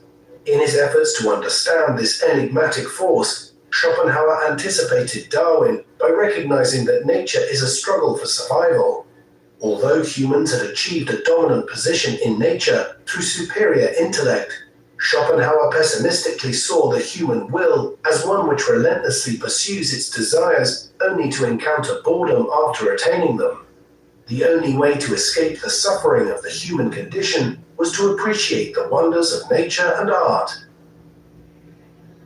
In early 1866, Nietzsche furthered his intellectual pursuits by founding a philological club and presenting a paper which caught the attention of Professor Ritschl, who offered to support him in getting his work published. At this time, Saxony found itself caught up in a war between Prussia, the dominant power in northern Germany, and the Austrian Habsburg Empire, the largest German region in the south of Central Europe. After the Prussians won a decisive victory at Königgrätz in July, Prussia extended its influence and Saxony effectively became a Prussian protectorate. Notwithstanding his academic success, in September 1867, Nietzsche was swept up in the German patriotic fervor and enlisted in an artillery regiment. In March 1868, he was badly injured after falling from his horse. He took advantage of his recovery to work on his academic contributions. Shortly before entering military service, he had written a prize-winning essay on the 3rd century AD Greek historian and biographer of the ancient philosophers, Diogenes Laertius. Laertius is our foremost source for the details of the lives of many of the ancient world's most important philosophers. Men such as Zeno of Citium, the founder of the school of philosophy known as Stoicism. Nietzsche's essay on Laertius was subsequently published in a prestigious journal edited by Ritschl, who would accept 2 more of Nietzsche's contributions in 1868. At just 24 years of age, Nietzsche was firmly on the path to academic stardom when he returned to Leipzig in October 1868 after his military service.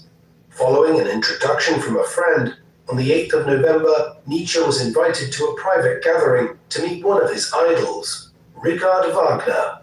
After Wagner entertained his small audience by playing extracts from his operas, he and Nietzsche talked about philosophy, and the latter was delighted to hear that his favorite composer was also an enthusiastic admirer of Schopenhauer. At the end of the meeting, Wagner invited Nietzsche to visit him at his home in Lucerne in Switzerland to continue their discussions. As chance would have it, not long afterwards, Nietzsche received an astonishing offer to take up a professorship in classical philology at the University of Basel in Switzerland. Motivated by the salary of 3,000 Swiss francs a year, Nietzsche left for the Alpine country in March 1869 to take on a professorship without even having completed his university degree. Clearly, his early published work had convinced his new departmental colleagues in Basel that the young man was worth hiring, degree or no degree. While he struggled with being away from friends and family in Germany, Nietzsche did make frequent trips to Wagner's villa at Tribschen on the shores of Lake Lucerne after arriving in Switzerland. There he cultivated good relations with Wagner's mistress and future wife, Cosima von Bülow, the daughter of Franz Liszt, whom he would later praise as the model for womanhood. Nietzsche was glad to become part of his idol's intimate circle at a time when Wagner was working on Siegfried, the 3rd part of his epic Ring cycle based on Germanic mythology, while the composer appreciated the young philologist's interest in his work. After spending Christmas with the Wagners, Nietzsche delivered 2 controversial lectures in early 1870, in which he argued that the ancient Greek philosopher Socrates, a revered figure in the canon of Western philosophy, was partly responsible for the degeneration of Greek culture from the heights of epic poetry and tragedy. He would soon expand out these ideas, arguing that classical Greek culture was actually at its height in the 6th and early 5th centuries BC, and that figures like Socrates in the late 5th century BC, with what Nietzsche viewed as a rather simplistic philosophical approach, represented a decline. In April 1870, Nietzsche had his post at Basel confirmed as a permanent one, but his joy was short-lived after learning that he would be teaching 20 hours a week, a schedule which would leave him little time for his own research and writing. He received a further shock a few weeks later when Wagner informed his close friends that he was intending to move away from Tribschen, his own opera theatre at Bayreuth in Bavaria, under the patronage of his admirer, King Ludwig II, where he hoped to stage his ring cycle with musicians trained under his direction. A disconsolate Nietzsche wrote to Cosima suggesting that he might leave his academic post after a year or two and follow Wagner to Bayreuth. Meanwhile, Nietzsche's life was further disrupted when Napoleon III of France declared war on Prussia in July 1870. After spending his summer holiday with the Wagners, he obtained leave from the university to serve as a medical orderly in eastern France, and arrived at the headquarters of the Prussian Southern Army at Nancy in Lorraine just before the Prussians defeated the French decisively at Sedan on the 2nd of September 1870. Although the Franco-Prussian War was a short one and soon ended in January 1871 with the unification of the German Empire under Prussian domination, a move orchestrated by the Prussian Chancellor Otto von Bismarck, Nietzsche's views on it evolved in the few short months of the conflict. This was in part owing to his contracting both diphtheria and dysentery during his time as a medical orderly, conditions which further damaged his always precarious health. As a result, he took a dimmer view of the Prussian aggression by the time the war came to an end. During the winter of 1870, while recovering from his ailments, he began to make plans to move away from his focus on philology in favor of studying philosophy more directly.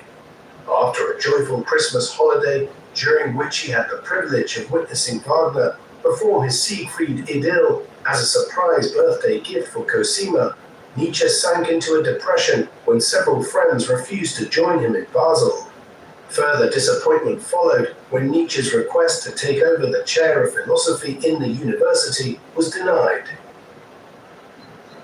While recovering his health in Lugano in Italian Switzerland, Nietzsche worked on a study of Greek tragedy, which eventually became a book under the title The Birth of Tragedy, published in December 1871. Nietzsche identified with Greek tragedy a struggle between Apollonian and Dionysian forces, the former representing order and reason, and the latter chaos and emotion. These forces were manifested in the cults of Apollo, the Greek god of music and dance, and Dionysius, the Greek god of wine, excess, ecstasy, and madness. Nietzsche saw music as the highest representation of the Dionysian concept, and speculated that the epic poetry of ancient Greece had been inspired by music. The book was dedicated to Wagner, whom Nietzsche argued had emulated the Greek tragedians in achieving a perfect balance of Apollonian and Dionysian elements. The composer was delighted with Nietzsche's work and asked the author to send copies to his patron, King Ludwig of Bavaria, and his father-in-law, Franz Liszt. Although the book proved popular among artists and musicians, the academic community was less enamored by Nietzsche's conjectural approach to philology, and Nietzsche was disappointed to find his mentor, Friedrich among his critics. That said, any reader of The Birth of Tragedy today will find a refreshingly novel insight into classical Greek culture. Nietzsche was already very much carving out his own path by the early 1870s when it came to his interpretations. Nietzsche saw himself, along with Wagner, as the vanguard of a movement striving to return German culture to the heights it had attained at the turn of the 19th century, the era of Kant, Mozart, Goethe, and Beethoven. In early 1872, he delivered a series of public lectures attacking the German education system and warning against the trend towards the democratization of education.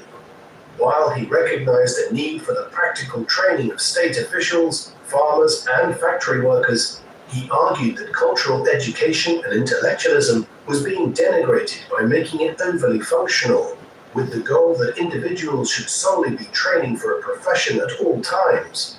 rather than engaging in scholarship as an end in and of itself. In May, he went to Bayreuth to attend a ceremony marking the laying down of the foundation stone of Wagner's new theatre at Bayreuth, an edifice built to the composer's specifications.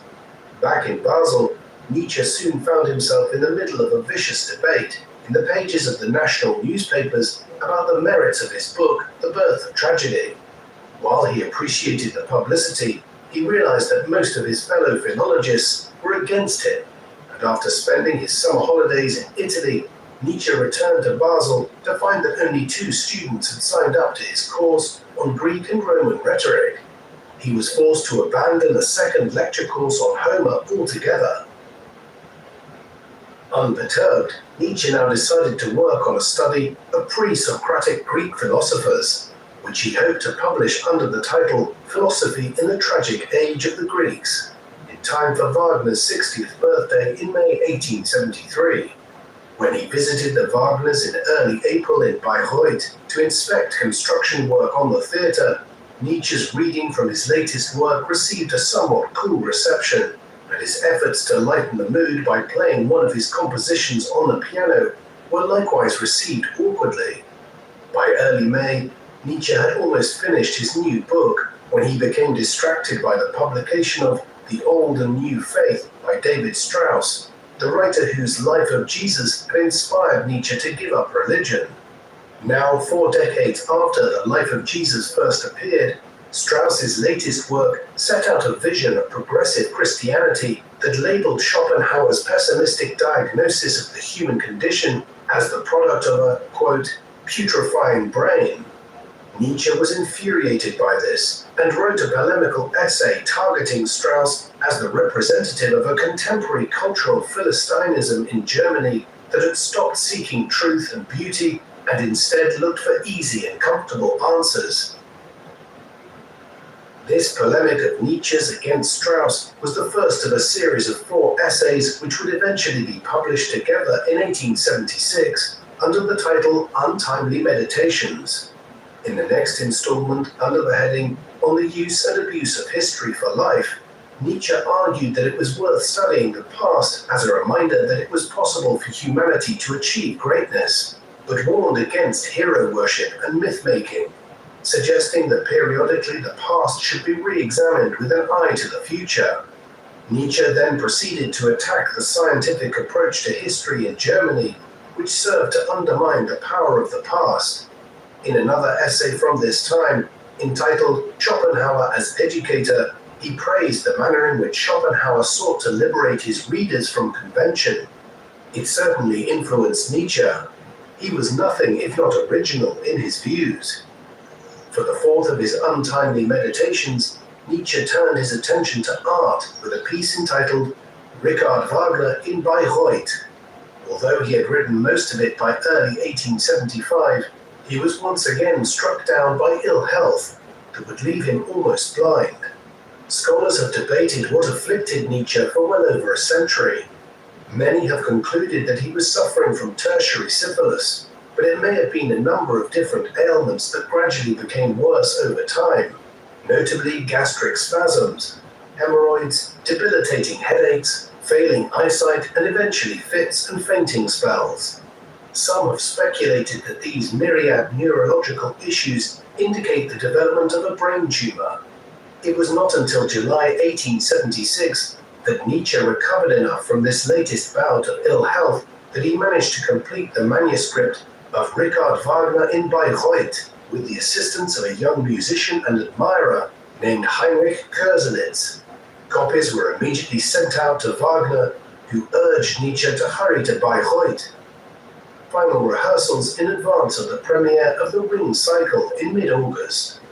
Nietzsche arrived there by the 22nd of July, but found the town full of aristocrats who were there for the social occasion, rather than any particular appreciation of Wagner's work. Keen to get away from the crowds, Nietzsche refused an invitation to meet the King of Bavaria. The University of Basel now granted Nietzsche a year-long sabbatical. He spent the first part of it in Italy with Malvida von Meisenburg, a German aristocrat who had turned her back on her family and befriended several prominent European revolutionaries, and was an enthusiastic admirer of both Wagner and Nietzsche's work. Although Meisenburg was 28 years Nietzsche's senior, she became one of his closest confidants after their first meeting in Munich several years earlier.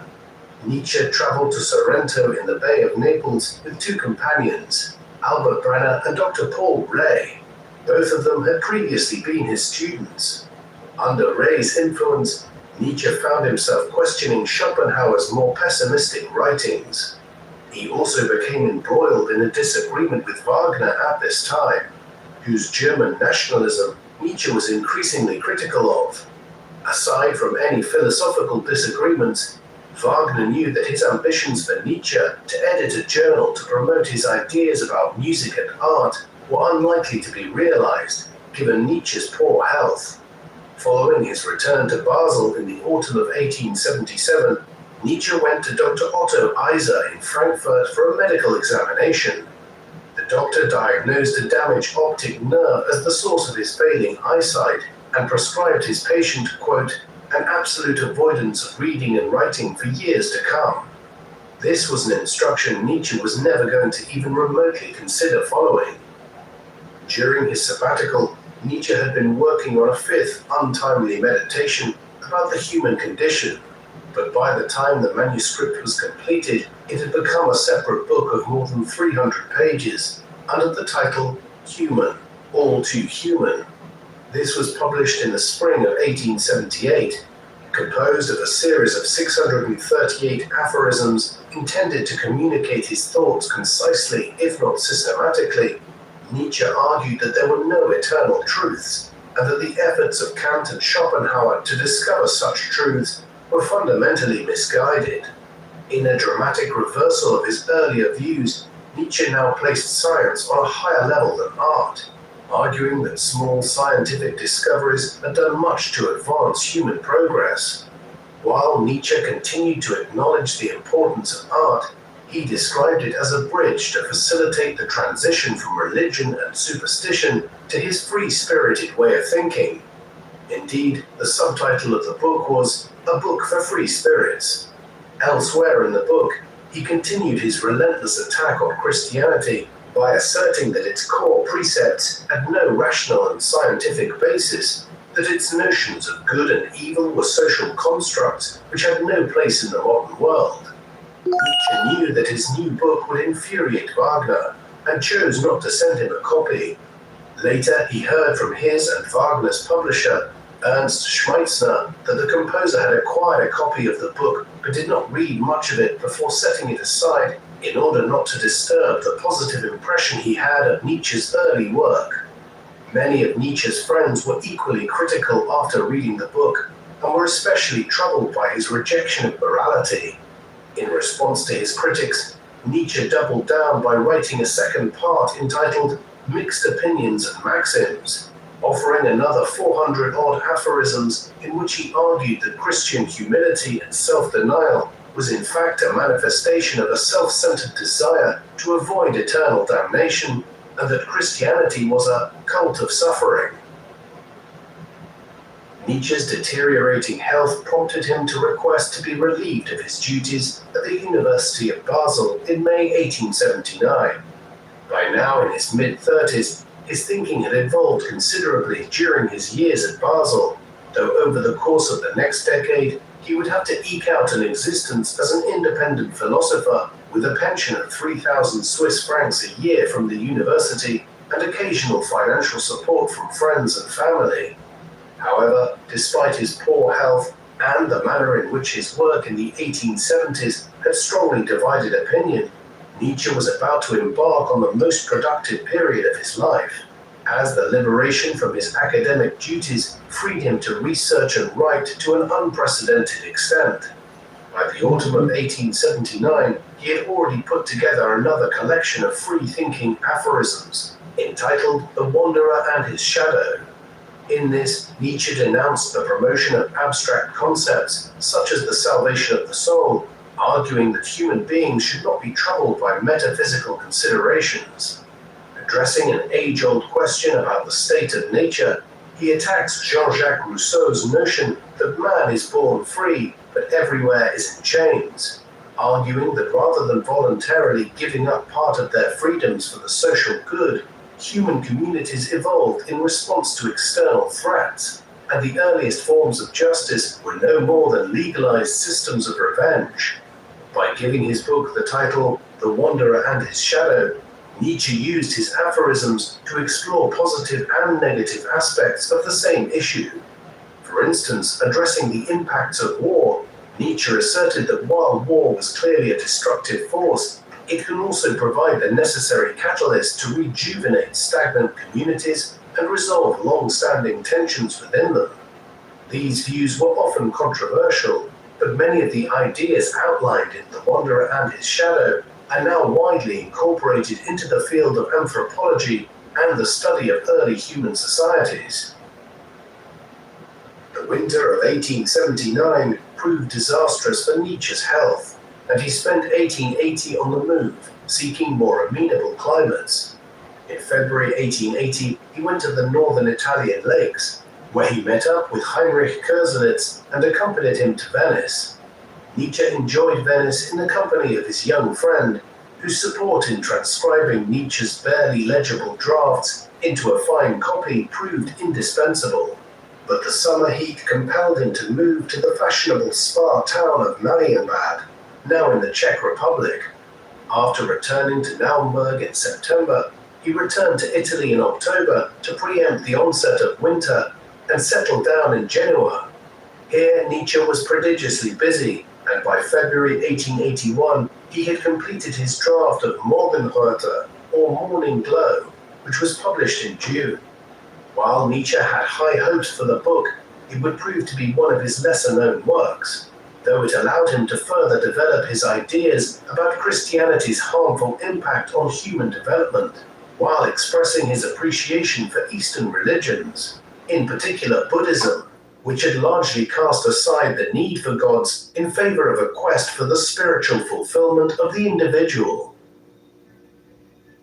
January 1882 saw Nietzsche in unusually good health, and he was glad to have the company of Paul Rée, who had brought a typewriter with him to help Nietzsche with his work. Typewriters had only really become commercially available from the late 1860s onwards, and Nietzsche, who was trying to use one in a sustained manner for the first time, initially struggled to operate the machine, straining his eyes to make sure that he was pressing the right key. Now in his late 30s, Nietzsche made the light-hearted suggestion that he might need a wife, a subject that he had occasionally discussed before with Paul Rée and Malvida von Meisenburg during their time in Sorrento. After spending 5 weeks in Genoa with Nietzsche, Rée had continued his journey to Rome to stay with Meisenburg, in whose salon he encountered Lou Salome, a 21-year-old Russian-born poet whose iconoclastic opinions reflected her disillusionment at the religious and moral instruction she received as a student of theology. Rée insisted that Nietzsche ought to meet this extraordinary prodigy, and after a brief stay in Messina in Sicily, Nietzsche arrived at Rome in mid-April. In spite of their rather awkward initial encounters in Rome, Nietzsche was soon impressed by Salome's intellect. In Salome, Nietzsche believed that he had found a young female disciple who could support his work. Although Salome later claimed that Nietzsche had proposed to her during a third meeting in Lausanne in early May, Nietzsche insisted that he was only after intellectual companionship, in contrast to Rée, who addressed incessant letters to her in distinctly romantic terms. In a plan devised by Salome, the three intended to live together in a philosophical commune in Vienna.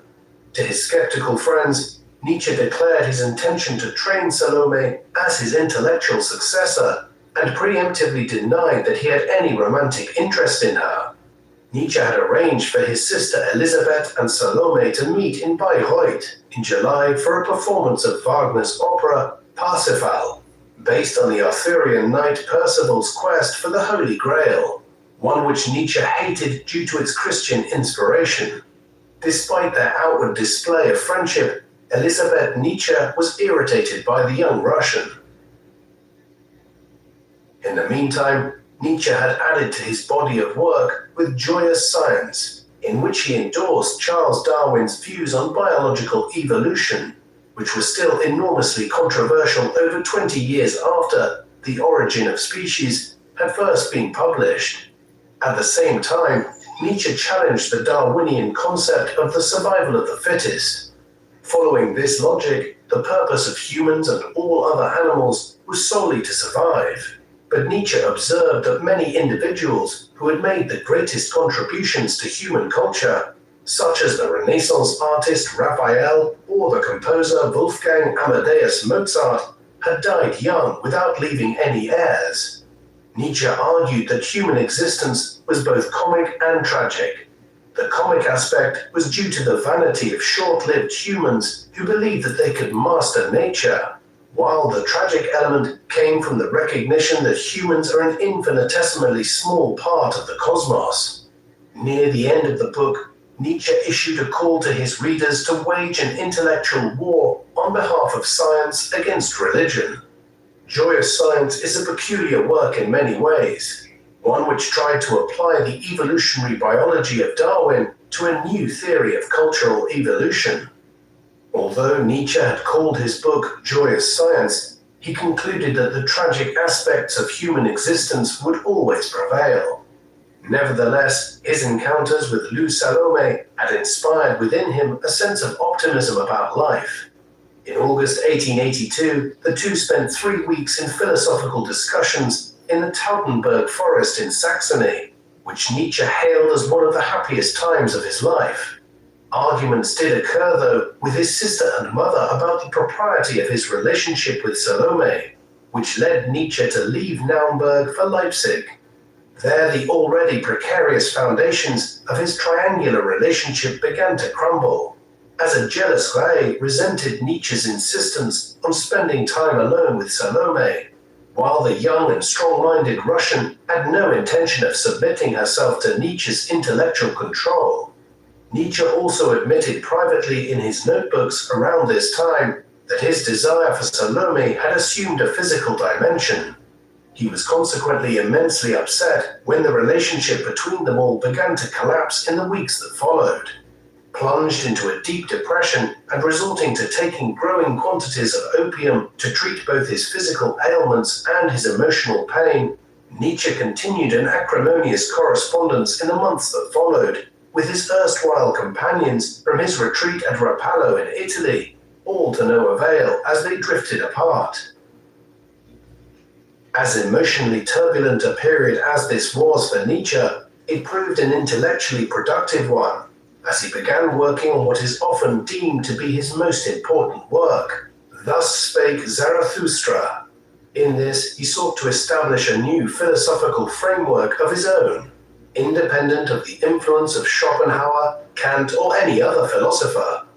This singularly Nietzschean philosophy was expressed via the mouthpiece of the ancient Persian philosopher Zoroaster, who gave his name to Zoroastrianism, the world's first monotheistic faith, one which had flourished in Mesopotamia and Persia in the first millennium BC, and in which the creator god Ahura Mazda was involved in an eternal struggle with the demon Ahriman. Although Nietzsche rejected the dichotomy of good and evil introduced by Zoroastrianism, one which had clearly influenced the development of Christianity, he saw Zoroaster as a prophet who had challenged the status quo, hence his motives for expressing some of his own philosophical ideas through the mouthpiece of the Persian prophet. Nietzsche wrote the first part of Zarathustra within the space of 10 days in late January 1883. A couple of weeks later, he learned that Richard Wagner had died unexpectedly in Venice. They had not seen each other in over 6 years after an acrimonious divergence of views in the mid-1870s, though Nietzsche continued to revere elements of the great composer's work. During a visit to Rome in April 1883, Nietzsche reconciled with his sister Elizabeth, whom he had earlier blamed for the wrecking of his plans with Salome. By June, he was back at his favorite Swiss mountain retreat of Sils Maria. where he expressed his anger at his Leipzig publisher Ernst Schmeitzner for delaying the publication of the first part of Zarathustra.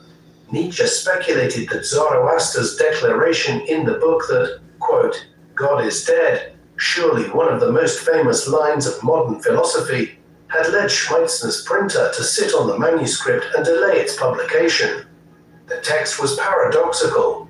On the one hand, Nietzsche argued that the advent of science and modernity was leading to a growing secularism, one which would eventually lead to the death of Christianity. Yet on the other hand, Zarathustra is evidently framed in the text as a parallel to Jesus Christ, and Nietzsche even referred to his book as a fifth gospel. These contradictions can be explained when we see that Nietzsche was arguing that man was now moving to a new stage of evolution after the religiosity of the past, one in which a new Übermensch, Overman or Superman, one based on rationality and a higher culture, would emerge. By July, Nietzsche had completed the second part of Zarathustra, consisting of 22 further discourses in which he went further than ever in denouncing the hypocrisy of Christians seeking self-negating virtuousness for the sake of a heavenly kingdom. Nietzsche began to develop the idea of the will to power, substituting Schopenhauer's image of nature as a struggle for survival with a struggle for mastery, arguing that no relationship between two humans is without a desire to gain control over the other. As he elaborated on the concept, Nietzsche argued that Christianity had only been able to succeed because the emperors of the heart of the Roman Empire had realized in the 4th century that adopting the new religion served their material purposes well, and that the church soon became estranged from the moral message of Christ as the bishops of Rome sought ever greater power in medieval times. What was needed was a new morality entirely. In the third part of Zarathustra, completed in early 1884 during a stay in Venice, Nietzsche portrays Zoroaster returning to the mountains, where he draws the depressing conclusion that since time is infinite, everything in life is an eternal recurrence of what has already happened before, and will happen again, and that humanity as a collective would never fully evolve, though in the end, Nietzsche's Zoroaster or Zarathustra still finds comfort in the notion of eternity. Although Nietzsche intended this to be the final part of a Zarathustra trilogy, in January 1885 he wrote another 20 Zarathustra scenes of such an explicitly sacrilegious nature that he decided to limit the print run of this fourth part to 40 copies that he distributed among a select circle of friends. These exclusive copies were printed by the Leipzig printer Konstantin Naumann, who had also printed the first 3 volumes at Schmeitzner's request. By this point, Nietzsche had broken off with Schmeitzner. Meanwhile, Nietzsche received news that his sister Elisabeth was planning to marry Dr. Bernhard Förster, a Wagner-file teacher who was planning to found a German nationalist community in South America after his radical opinions cost him his teaching jobs. While both Nietzsche and his mother were opposed to the match, the couple married in May and would leave for Paraguay in early 1886. After completing Zarathustra, Nietzsche decided to return to writing more conventional philosophical treatises without using ancient religious philosophers as his mouthpiece. By March 1886, he had completed Beyond Good and Evil, a work he would struggle to find a publisher for, and which he eventually had published at his own expense on the first print run. There were reasons for this. Zarathustra had not sold well, and hundreds of copies of it and Nietzsche's other works were languishing in storage. Publishers were reluctant to take on his books, fearing losses. The stock of his earlier books was eventually bought by the music publisher Ernst Wilhelm Friedrich. Despite his poor sales figures, Nietzsche ordered 1,250 copies of Beyond Good and Evil, regarding it as a concise statement of his thinking. This latest book was another attack on the forces of democratization and egalitarianism, which Nietzsche saw as evolving harmfully out of Christianity. Nietzsche took a stand against these developments, claiming that a great many elements of human progress and cultural creativity had taken place in aristocratic societies. Building on his belief that morality was an artificial construct designed to control people within society, Nietzsche distinguished between what he termed a slave morality and a master morality. Given his optimism about the book's potential commercial appeal, Nietzsche was deeply disappointed to learn in February 1887 that only 65 copies of Beyond Good and Evil had been sold. Among the few readers who appreciated the book was Meta von Salis, a Swiss writer and historian who had just become the first woman in Switzerland to receive a doctorate. Nietzsche and Salis had known each other since 1884 and became close friends. In the summer of 1887, Salis visited Nietzsche in Sils-Maria, where, in an effort to encourage sales of Beyond Good and Evil, he began work on a follow-up volume entitled On the Genealogy of Morality. In philology, Nietzsche observed that the word for good in many ancient languages derived from words denoting nobility and bravery, while bad related to words such as common or lowly. According to Nietzsche, the process of linguistic transformation began first with the ancient priestly classes of Levant and wider parts of the Middle East, where civilization had first flourished. For these people, purity and faith were more important than nobility or courage. Out of this tradition, there later emerged the teachings of Jesus of Nazareth, who encouraged humanity to sympathize with the poor and lowly in exchange for spiritual comfort. For Nietzsche, it was the warrior class of Germanic and Scandinavian conquerors who prevented Europe from becoming a Christian theocracy after the fall of the Roman Empire. Although they adopted Christianity, the new kings established an aristocratic hierarchy that was inspired by Roman rule. However, the Protestant Reformation and the French Revolution saw a return of the slave morality in places like Calvinist Geneva in the 16th century. While many individuals will disagree with Nietzsche's arguments about morality in it, in terms of the rigor of his analysis in tracing how Judeo-Christian morality developed over a period of 3 millennia, On the Genealogy of Morality is one of Nietzsche's most significant works. Throughout the creative process for these philosophical texts, Nietzsche continued to suffer from frequent bouts of ill health. Nevertheless, during a stay in Nice in the early months of 1888, he experienced his best health for several years and conceived a 4-volume work entitled The Will to Power as the crowning statement of his philosophy. Yet as early as March, he recognized that the plan was too ambitious and abandoned it. By that time, searching for a new refuge and decided to head to Turin.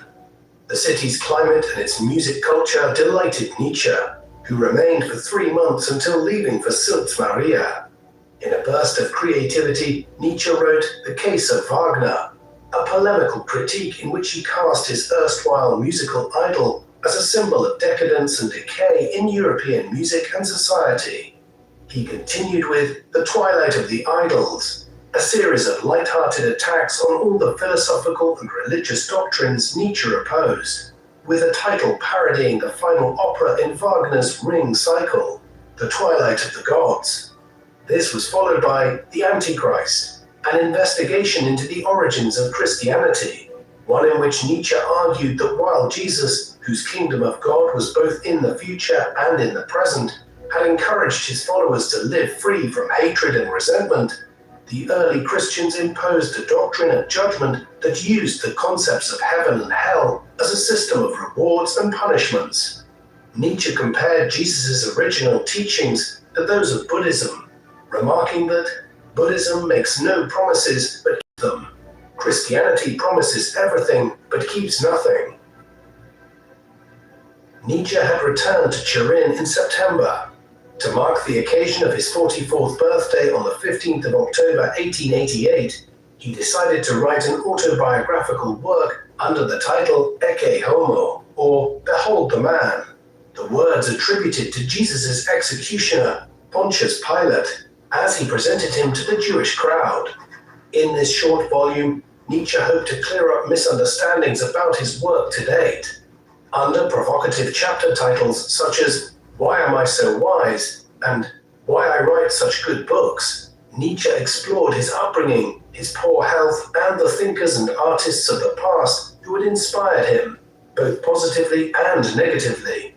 In his defense of his own work, Nietzsche suffused the text with exaggeration, claiming that his Zarathustra was superior to anything that Goethe, Shakespeare, or Dante had ever produced. Ecce Homo should not be read literally in all places, and clearly, whether in his boastful passages about his literary prowess or in the sarcastic titles of the chapters, Nietzsche was being humorous. Having written Ecce Homo in the space of 3 weeks, he returned to the split between himself and Wagner many years earlier, something which still clearly troubled him deeply. Compiling extracts from his previous work, he argued that it was not he who had changed his mind about German culture back in the mid-1770s, but Wagner, in becoming increasingly nationalistic and pandering to the popular mood of the day.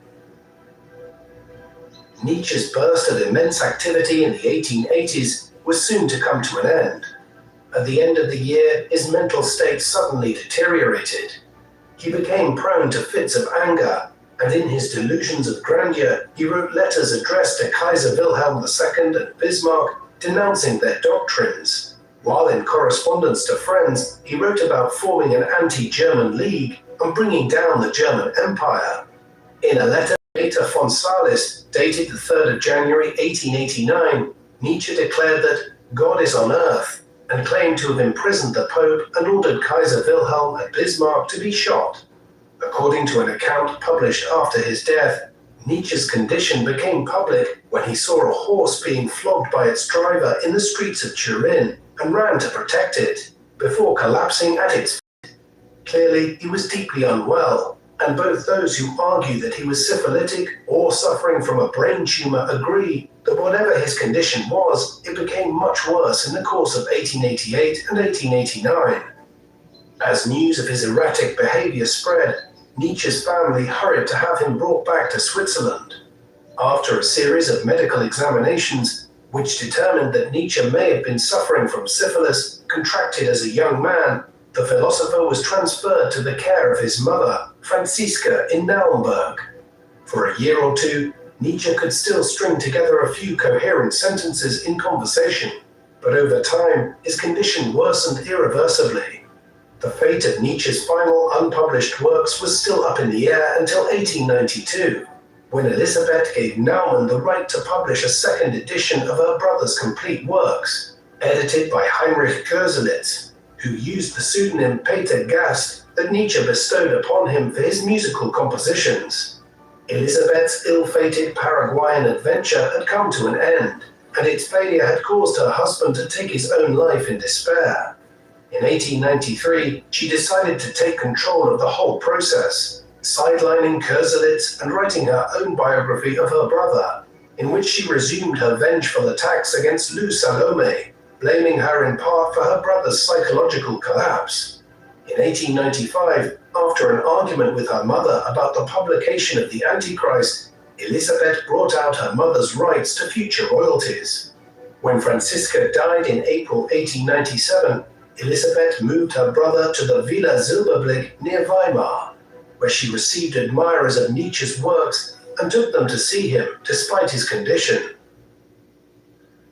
On the 25th of August 1900, a couple of months shy of his 56th birthday, Friedrich Wilhelm Nietzsche died at Villa Silberblick, following a heart attack. 3 days later, he was buried beside his father at the parish church in Röcken, despite the protests of the vicar. Following a tumultuous life in which he struggled against persistent illness to become firstly a distinguished academic and secondly an original thinker, who sought to dismantle conventional morality, the iconoclastic anti-Christian philosopher found his final resting place in a Christian graveyard. In a further irony, just as Nietzsche argued that Jesus' followers distorted his teaching after his death, Nietzsche's own thinking was misrepresented by imperialists, communists, and fascists who adapted his concepts of will to power, master morality, and the Superman for their own ends. The worst culprit of all was Elisabeth Forster Nietzsche, who promoted her brother as a German nationalist and anti-Semite, and was received by Adolf Hitler on several occasions before her death at the age of 88 in 1935. Both Wagner and Nietzsche had their work exploited by the Nazis towards their own political ends in the 1930s and early 1940s. There are very few philosophers in human history who have left behind as contentious a legacy as Friedrich Nietzsche did. On the one hand, he has been rightly praised as one of the most startlingly original thinkers of modern times. Whether one agrees or disagrees with the conclusions he drew, there is no doubt that the arguments which he put forward in books like The Birth of Tragedy, Beyond Good and Evil, Thus Spake Zarathustra, and the essays in Untimely Meditations were extremely novel in their approach. However, many people have found his rejection of the ideas of social egalitarianism and his fundamental rejection of conventional Western morality unpalatable. That being said, the attribution of fascist views to him is not accurate. Moreover, even if one finds his arguments unpalatable, there is no denying their influence. His commentaries on the so-called death of God in an increasingly secular age foreshadowed the decline of Christian churches in 20th century Europe and laid the groundwork for much of the existential philosophy of the post-war era. Many of Nietzsche's arguments about the evolution of society have also been absorbed to varying degrees into the fields of history, anthropology, and sociology. And that is perhaps the most striking thing about Nietzsche, the sheer breadth of his work. It went far beyond philosophical inquiry to embrace history, anthropology, philology, religion, literary and artistic criticism, musical theory, and much more besides. Thus, whether one loves or loathes him, there is no ignoring Nietzsche in modern scholarship. What do you think of Friedrich Nietzsche? Was he a profound and original thinker who encouraged humanity to seek improvement and scale new heights of cultural and intellectual achievement? Or was his complex philosophy the product of a tortured mind that was degenerating in many ways in the 1880s? Please let us know in the comment section. And in the meantime, thank you very much for watching.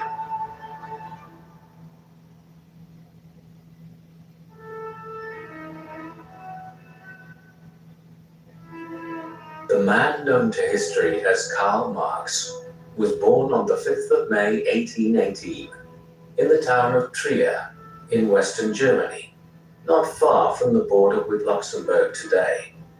In the first half of the 19th century, this town was in the midst of a large section of the German Rhineland, which had come under the rule of the Kingdom of Prussia in the 18th and early 19th centuries. Marx's father was Heinrich Marx, a German lawyer of Jewish heritage, whose own father was a rabbi. His original name was Herschel Levy, but he changed it right around the time of Karl's birth, after renouncing his Judaism and converting to Lutheran Christianity in the face of the anti-Semitism which was mounting in Europe in the 19th century. He was a successful lawyer, and the family owned some vineyards from which they acquired an additional income. Karl's mother was Henrietta, a Dutch-born woman who had married Heinrich in 1814. The marriage resulted in 9 children, Karl being the third. 2 of these would die in infancy, and as a result, Karl grew up with 6 siblings. The Marx household enjoyed a relatively affluent life when Karl was growing up. When he was still an infant, they moved to a 10-room townhouse in Trier, a clear sign of their upper middle-class economic status. It was a secular household, interested in the ideas of rationalism and liberalism that had permeated Europe during the Enlightenment of the 18th century. Karl was homeschooled by his well-educated father until he was 12 years of age. Thereafter, he was sent to a school in Trier run by Hugh Wittenbach, a figure who ran into considerable controversy not long after, owing to his radical teaching curriculum one which led the Prussian authorities to intervene to actively change the methods being used and the texts being read at the gymnasium. Other than these issues, Marx's childhood was seemingly fairly uneventful. He rarely reflected on his younger years in any of his own writings. Marx's life and political philosophy were shaped by the events which were just beginning to accelerate on the European continent as he was growing up as a child. The Industrial Revolution had begun in England back in the 1770s, when proto-industrialists, specifically ones who controlled the country's textile trade, began to realize that they could substantially increase their profits if they introduced machines to carry out the weaving process that had traditionally been done by hand, and then that they could engage in what we now call economies of scale if they placed large numbers of these machines in one building, what would soon come to be called a factory. Soon as steam engines were introduced into the mix to accelerate the production process, the demand for coal to fuel them ballooned. This was how the Industrial Revolution began. It did not spread quickly to Europe, though. The rest of the continent was slow to absorb the new ideas, a lethargy that was augmented by the unrest created by the French Revolutionary and Napoleonic Wars between 1792 and 1815. However, from the 1820s onwards, many countries on the continent began to industrialize at speed. The Low Countries came first, followed by parts of northern France and western Germany, particularly in the Rhineland and Ruhr regions, where coal and mineral wealth were abundant. Marx was thus born into a region that was emerging as one of the main centers of the Industrial Revolution on the continent from the 1820s onwards, as he was growing up there. The Industrial Revolution was a poisoned chalice in many respects. It was one of the key social and economic phenomena which created the modern world. The economies of the European states and other Western countries in the Americas, like the United States, Canada, and Argentina, began to experience historically unprecedented growth as a result of it, and the material attainment of people in countries like England and Germany became greater than any society in human history had ever seen. Our lives of convenience and comfort in the 21st century are, in many ways, the byproduct of the Industrial Revolution. Yet it came with its own strains. In medieval and early modern times, most people were agricultural workers. They worked hard at certain times of the year, specifically during the sowing season and the harvest. But for much of the year, they had little work to do. Life was precarious and people were quite poor in the main. Yet it was also overtly onerous at times. Industrialization changed that. Reforms to how agriculture was practiced and booming populations forced large throngs of people into emergent industrial cities like Manchester, Sheffield, Newcastle, Liège, and Aachen that had been minor towns a generation or two earlier.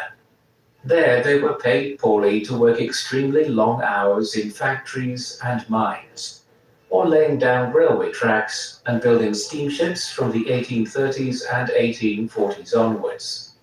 Adult men were expected to work up to 70 hours a week in some scenarios, and women and children as young as 8 or 9 were working 55 or 60 hours a week.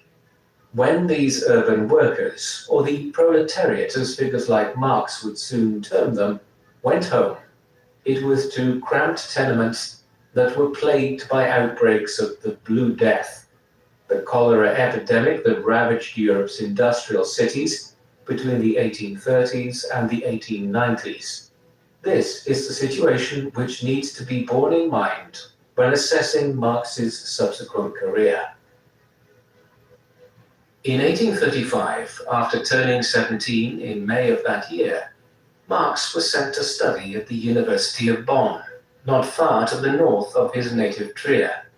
A clash with his father over what the future course of his studies and career might be led to Karl, who was more inclined towards philosophy, partly studying law. His attentions never focused on it. Instead, he was more interested in extracurricular activities, such as his membership of the Trier Tavern Club, the purpose of which can be assumed from its name. Within a year, his parents, exasperated by his seeming waywardness, insisted that Karl transfer to the University of Berlin, a more prestigious and a stricter university. He would study here for the next several years, for a BA and then a more advanced degree. These were formative times for him. His father died in 1838, and despite their disagreements, the pair had been relatively close. Heinrich's death left an emotional and material void. The surviving members of the large Marx family now suddenly finding themselves with a precarious financial future.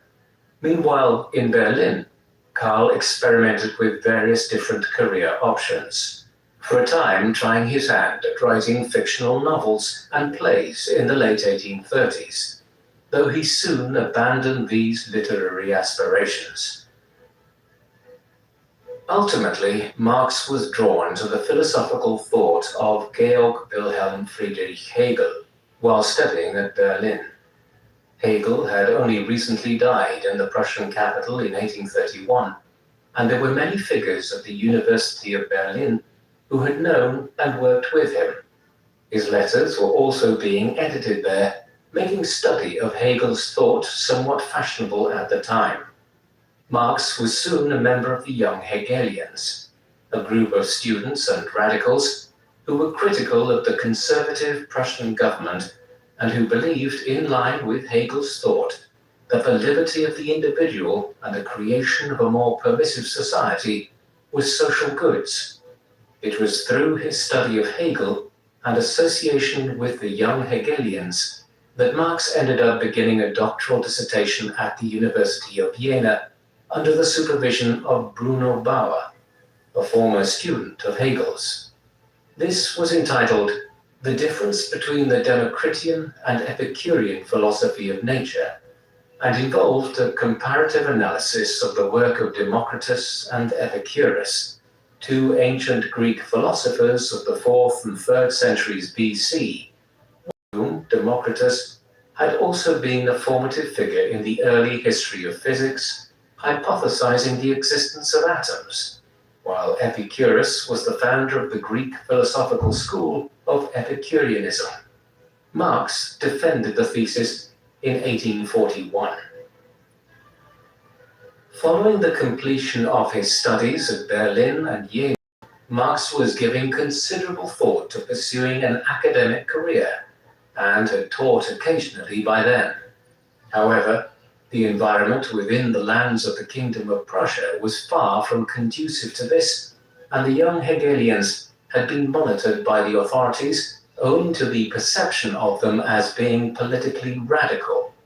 He consequently decided to become a political writer, yet soon fell foul of the press censors in Berlin. With this, realizing that there was little room for the free expression of his ideas in the lands of the Kingdom of Prussia, Marx left for Paris in October 1843. It was the beginning of a period of some 6 years in which he moved around quite a lot. 2 years in the French capital, for instance, were brought to an end in 1845 after Marx and a cohort of other radical political writers were expelled after the French government was requested to do so by the Prussians on account of their having published several articles that were critical of the Prussian government. This led Marx to Brussels, the capital of the Kingdom of Belgium, one of Europe's newest independent nations, having only emerged after centuries of Burgundian, Spanish, and Austrian rule following the Belgian Revolution of 1830. He would work from Brussels for the next 3 years, before also being expelled from there for breaking a promise not to engage in subversive activity. A brief stint would follow in Cologne, before Marx made London his home in 1849. By the time Marx adopted the lifestyle of a nomadic political writer in 1843, he was a married man. His wife was Jenny von Westphalen, a member of a family of the lower aristocracy in Western Germany. She was 4 years older than Karl, and they had known each other in Trier as children and as teenagers. They later resumed their acquaintance and married in 1843, despite the reservations of her family about marrying the thickly bearded, bohemian, and seemingly dissolute political writer. Such relationships could be complicated. Karl would remain on good terms with Jenny's brother, Ferdinand, who served as Minister of the Interior of Prussia for much of the 1850s, a man who oversaw policies which were the antithesis of everything Marx advocated for. The marriage would result in 7 children, though 4 would die in infancy and childhood, a very high percentage at a time when infant mortality was rapidly declining owing to medical advancements. The 3 that lived into their adult years were all daughters, Jenny, Laura, and Eleanor. Each would become political actors, writers, and socialists. The Marx family life was chaotic. They were never wealthy or even comfortable, living in a 2-room house for many years in London, while they spent many years moving around with Karl renting homes under aliases to avoid political interference in his actions. He could be viewed as a neglectful father who favored advancing his own writing career over the material well-being of his family, though he was otherwise written about by those who knew the family as a doting father, and his daughter's later decisions speak to an affinity for their father's work. Rumors of an affair later in Marx's life with the family housekeeper Helena, one that produced an illegitimate son, Friedrich de Muth, have never been substantiated and remained largely hearsay. These itinerant years moving between Berlin, Paris, Brussels, and Cologne in the 1840s were some of the most productive of Marx's life. He composed numerous books and articles during this time, although he could not acquire a publisher for many of them on account of their content and his reputation as someone who the Prussian censors and others abroad were watching. These ranged over a wide range of subjects. A critique of Hegel's philosophy of right was, as the title clearly indicates, a reflection on elements of Hegel's philosophical ideas. Other work assessed the philosophical views of James Mill and Pierre-Joseph Proudhon, 2 relatively contemporary philosophers from Scotland and France. A piece entitled On the Jewish Question was published in 1844 and reflected on the issue of Jewish liberties in the Kingdom of Prussia. It has strangely led to accusations of anti-Semitism being pointed at Marx, despite the fact that he was himself Jewish, albeit the son of a secular Jewish father who had converted to Christianity for broadly social and economic reasons. Finally, in 1847, Marx delivered a lecture which was later published under the title of Wage, Labor, and Capital. Here he began to lay out his ideas concerning material progress and how industrialization and the accumulation of capital were driving class conflict across Europe. Throughout these years, Marx was beginning his long partnership with Friedrich Engels. Engels was a fellow German. He was 2.5 years younger than Marx and hailed from a considerably wealthier family. His father, Friedrich Sr., was a textile businessman who owned mills and factories in the town of Barmen in Western Germany and also in Salford, a suburb of the industrial metropolis that Manchester in the north of England had become on the back of its central role in the cotton industry during the Industrial Revolution. Friedrich Jr.'s parents had hoped that he would follow in the family business, But by the time he was 20 years old, he was already demonstrating a critical attitude towards his family's wealth. In 1841, he was called out for mandatory military service in Prussia, something which Marx had been excused on the basis of poor health. In Berlin, Engels began attending lectures at the University of Berlin, became interested in the work of Hegel, and later bonded with Marx over shared interests and political views after they first met late in 1842. They would collaborate on a huge number of co-authored works, though Engels was a substantial writer in his own right. His 1845 book, The Condition of the Working Class in England, is, for instance, considered a major reflection on the poverty and squalor that was attendant on industrialization in the middle of the 19th century. Many decades later, it was also owing to Engels that the second and third volumes of Marx's foremost work, Das Kapital, were published posthumously. Marx and Engels were not just co-authors of several works together. They were also allies in political action. One such early endeavor was the formation of the Communist Correspondence Committee. This was an organization formed of individuals like them, with similar views on politics, economics, and society, who lived in Brussels, London, Paris, and Cologne, 4 cities in relatively close proximity to each other in Western Europe, between which members of the committee could exchange letters speedily. The name communist was adopted as it had come into vogue in parts of Western and Central Europe in the late 1830s and 1840s to describe individuals whose political views were akin to the radical left wing of the Jacobins clubs that had led the French Revolution through the first half of the 1790s.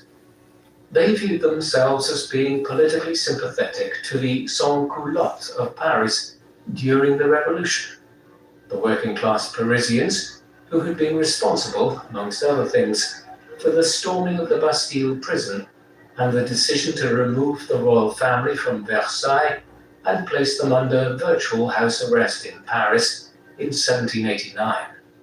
This was in part the origin of the term communist, though over time it would also take on the additional meaning of someone who is in favor of the communal ownership of goods within a society. The Communist Correspondence Committee soon joined into a union with a similar group known as the League of the Just after a conference in London in the early summer of 1847. The new entity was termed the Communist League. From its inception, Marx and Engels were prominent figures in the Communist League. They attended a second meeting of its membership in London in late November and early December 1847.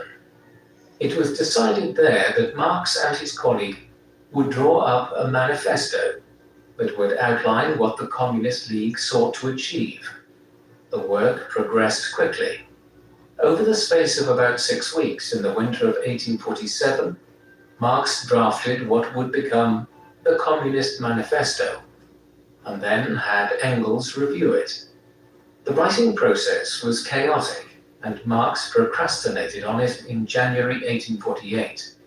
Eventually, he finished the typescript in early February and sent it to London, where the publishing team for the Communist League sped it through publication. It was published in the English capital late in February 1848.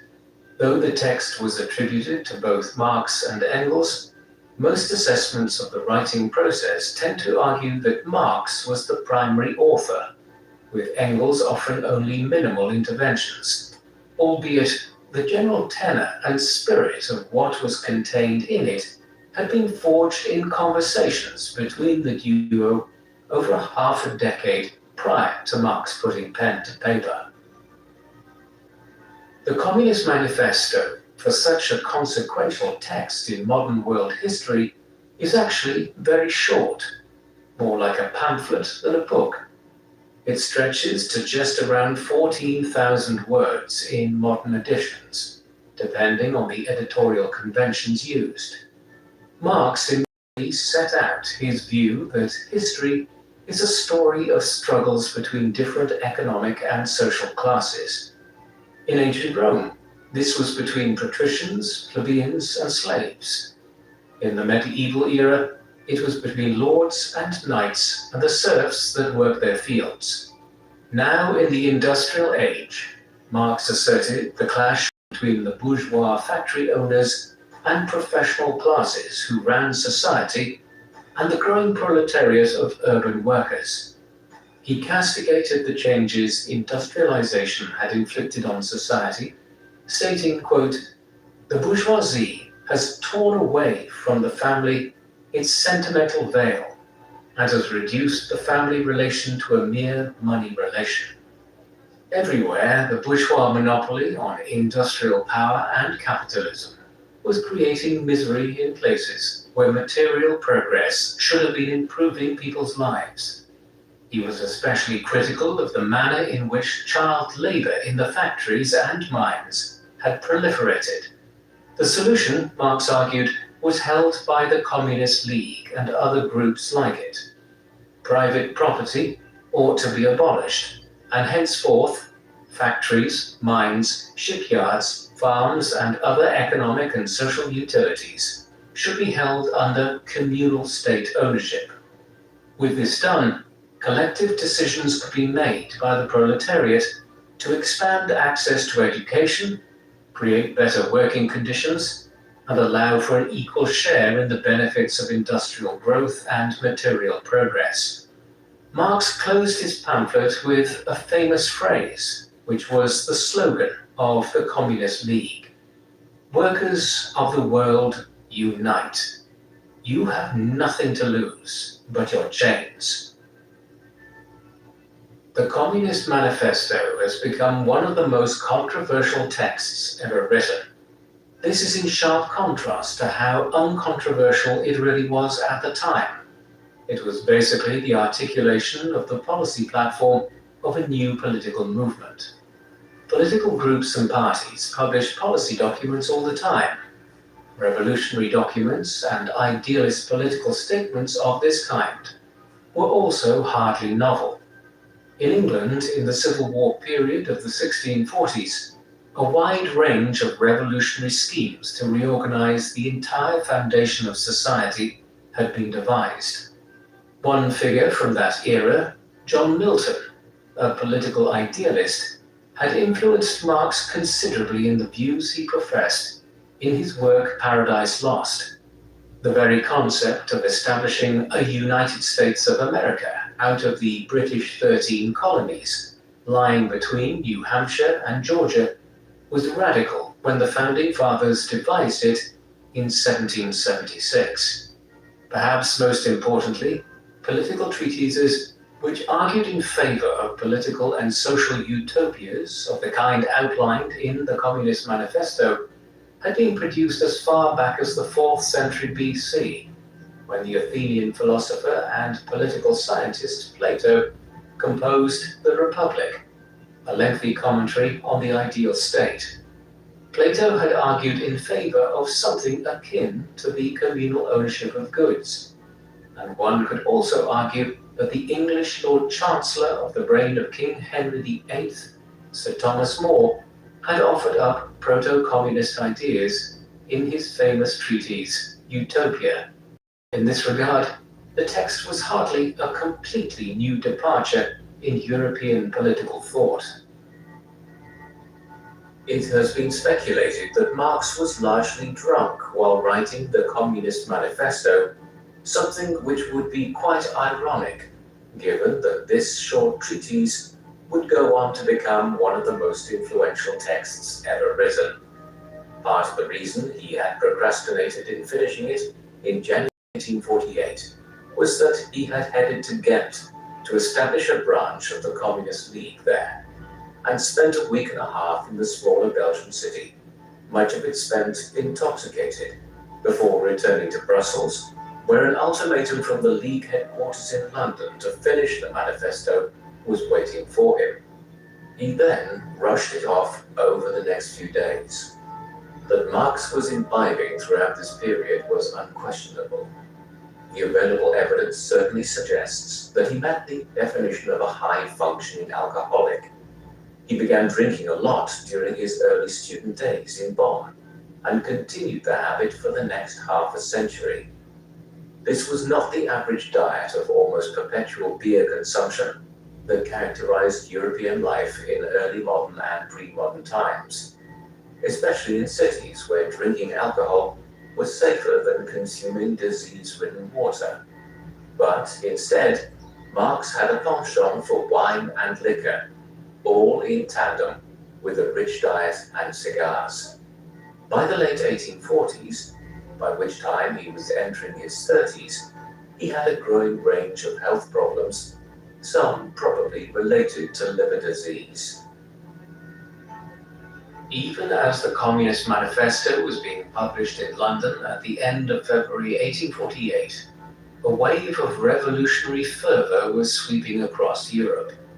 This began in the city of Palermo, on the island of Sicily, in January 1848, and rapidly spread across the continent.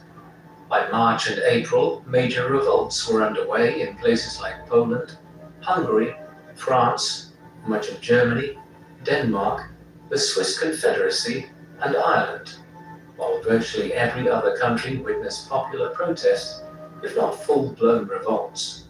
The revolutions of 1848, or the springtime of the people as it would become known, led to wide-ranging political changes in countries like France, Hungary, and Italy, and threatened to lead to the overthrow of entire governments in Germany and other regions. In the aftermath of the revolutions, there were crackdowns on perceived political extremism. Marx, who had just moved back to Cologne after coming under pressure from the Belgian government owing to his political views in the midst of the revolutions sweeping the continent, soon also experienced harassment from the Prussian government on account of his role in the Communist League, and was eventually asked to leave the kingdom entirely. This was the background against which the Marx family relocated to London. Marx would spend the rest of his life based out of the British capital in a country which was more liberal-minded than virtually any other country in Europe at that time, with extensive censorship practiced in other capitals of a kind which would have precluded him from getting his work published. In London, Marx was inspired enough by the events of 1848 and 1849 across Europe, even though the revolutions had generally ended in suppression and violent crackdowns, to begin now researching and writing some retrospective commentaries on that other great European revolutionary movement, the French Revolution of 1789, and its aftermath in the 1790s. For communists and for left-leaning socialists of all hues, the French Revolution was one of the defining events of human history. Where the American Revolution had been primarily driven by well-to-do urban bourgeois types and wealthy plantation owners, the French insurrection had been led to a significant extent by the sans-culottes, urban workers of Paris, and the Jacobin clubs of radical revolutionaries. It had been both a movement to overthrow the ancien regime of crown, aristocracy, and church, and an effort to establish a completely new type of society. Marx and many others wished to launch a new revolution of this kind. To that end, from 1849 into the early 1850s, he wrote extensively in an effort to analyze what went wrong in France in the 1790s to foil the revolution and lead it into the monarchy of Napoleon Bonaparte, contrasting it with the recent rise to power of Charles-Louis Bonaparte, Napoleon's nephew, as President of France during the Revolution of 1848. He would subsequently proclaim himself to be Napoleon III, a new emperor of the French. Marx was clear. The bourgeois had manipulated the French proletariat in a manner which led them to accept an abandonment of the revolution in 1799 and the acceptance of Bonaparte as first consul and then Emperor of the French in 1804. Similar principles had recently led to the undermining of the 1848 revolution in France and the rise of another Bonaparte to power. Marx might have been anxious to comment on and analyze the various revolutionary movements across the continent, but he also had to make a living in London after he moved there. He acquired some work as a journalist, writing as a London-based correspondent for the New York Daily Tribune, while also writing occasionally for several other publications. Much of this involved digesting British political developments and making them intelligible for an American audience, especially developments at the British Parliament at Westminster during a very busy time in the country's legislative history. It was precarious work, and Marx was often only paid for articles that were accepted for publication, making his income stream unstable. The Marx family were not poverty-stricken, yet they hardly lived an affluent life in London, and Karl would have had difficulties in continuing his unpaid research and writing had it not been for financial support from Engels, whose family's wealth provided him with an independent income stream. Marx was also interested in these years in London in the ongoing political tensions in the United States, ones which focused on the issue of slavery and which would eventually spill over into the American Civil War in 1861. This was based on his observations of the fractious state of US politics in the 1850s, and then the final descent into conflict after the election of Abraham Lincoln in the 1860 presidential election. However, his collection of essays on the topic, published as a series of articles for the New York Daily Tribune and Die Presse in Vienna between 1860 and 1868, also attempted a wider analysis of the economic divisions between the free northern states and the slave-owning southern states, which had caused the conflict in the first place.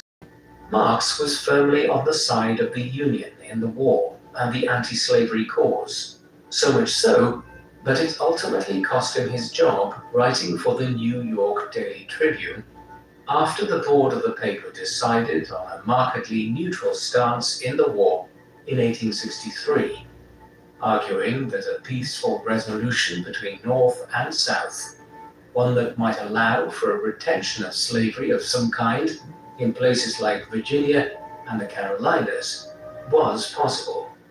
Marx withdrew from the paper at that juncture and acquired other work with Die Presse and other outlets. Luckily, by then, one of his other books, a contribution to the critique of political economy, published in 1859, was selling well enough that Marx was on a firmer financial footing. The end of his time writing for the New York Daily Tribune and his increased income allowed Marx to concentrate on a large work which had been in the firmament for some time. This would be the major distillation of his political ideas. He spent much time writing it in the reading rooms of the British Museum in London, the archival and library sections of which are the British Library today. It was here that Marx drew up hundreds of pages of notes on all manner of issues relating to class relations and the like. The result would be a 3-volume work published gradually over several decades and entitled Das Kapital, Kritik der politischen Ökonomie, which translates as Capital, a critique of political economy. The first volume of Das Kapital was published in 1867. It was a lengthy work in and of itself, one which runs to 500 to 600 pages in most modern editions. It was then supplemented by Volume 2 and Volume 3, published posthumously in 1885 and 1894, respectively, After Engels finished the two texts based on Marx's very extensive notes and drafts, collectively the three volumes tend to run to over 1,000 pages in modern editions that try to publish them in one volume, and that can only be achieved by using a very small print or synopsizing substantial sections of the text. It is therefore an extremely long work, running upwards of 1 million words in most modern editions if footnotes or endnotes are included. Given its sheer size, there are a great many elements to Das Kapital, far more than with the rather paltry Communist Manifesto. Two key facets of it should be noted. Das Kapital offered the clearest articulation of Marx's views on historical materialism. This is the view of history as primarily being characterized by conflict between different economic classes. This is not an entirely groundbreaking idea today. In the middle of the 19th century, though, it was trailblazing. Plus-Video is the word. Secret clinical fight sweat from not just heat activity, but also stress sweat. Chiefs, charge free on YouTube. Buffalo Wild Wings new spicy chicken dippers are the perfect amount of heat. Same thing people say about me. They're like, hey, you're perfectly hot. Gotta dump you in that candy beat up get hot. New spicy chicken dippers from Buffalo Wild Wings. Being a pet parent can be overwhelming, especially when you accidentally order the wrong food, guilty, or your pet randomly wakes up and decides that they don't like chicken anymore. And listen, not many places offer free returns, okay? Especially with these massive bags of dog food that there's no pressure to get it right on the first try. Your picky pet can try any food, so Pet to show you to find the right food for them.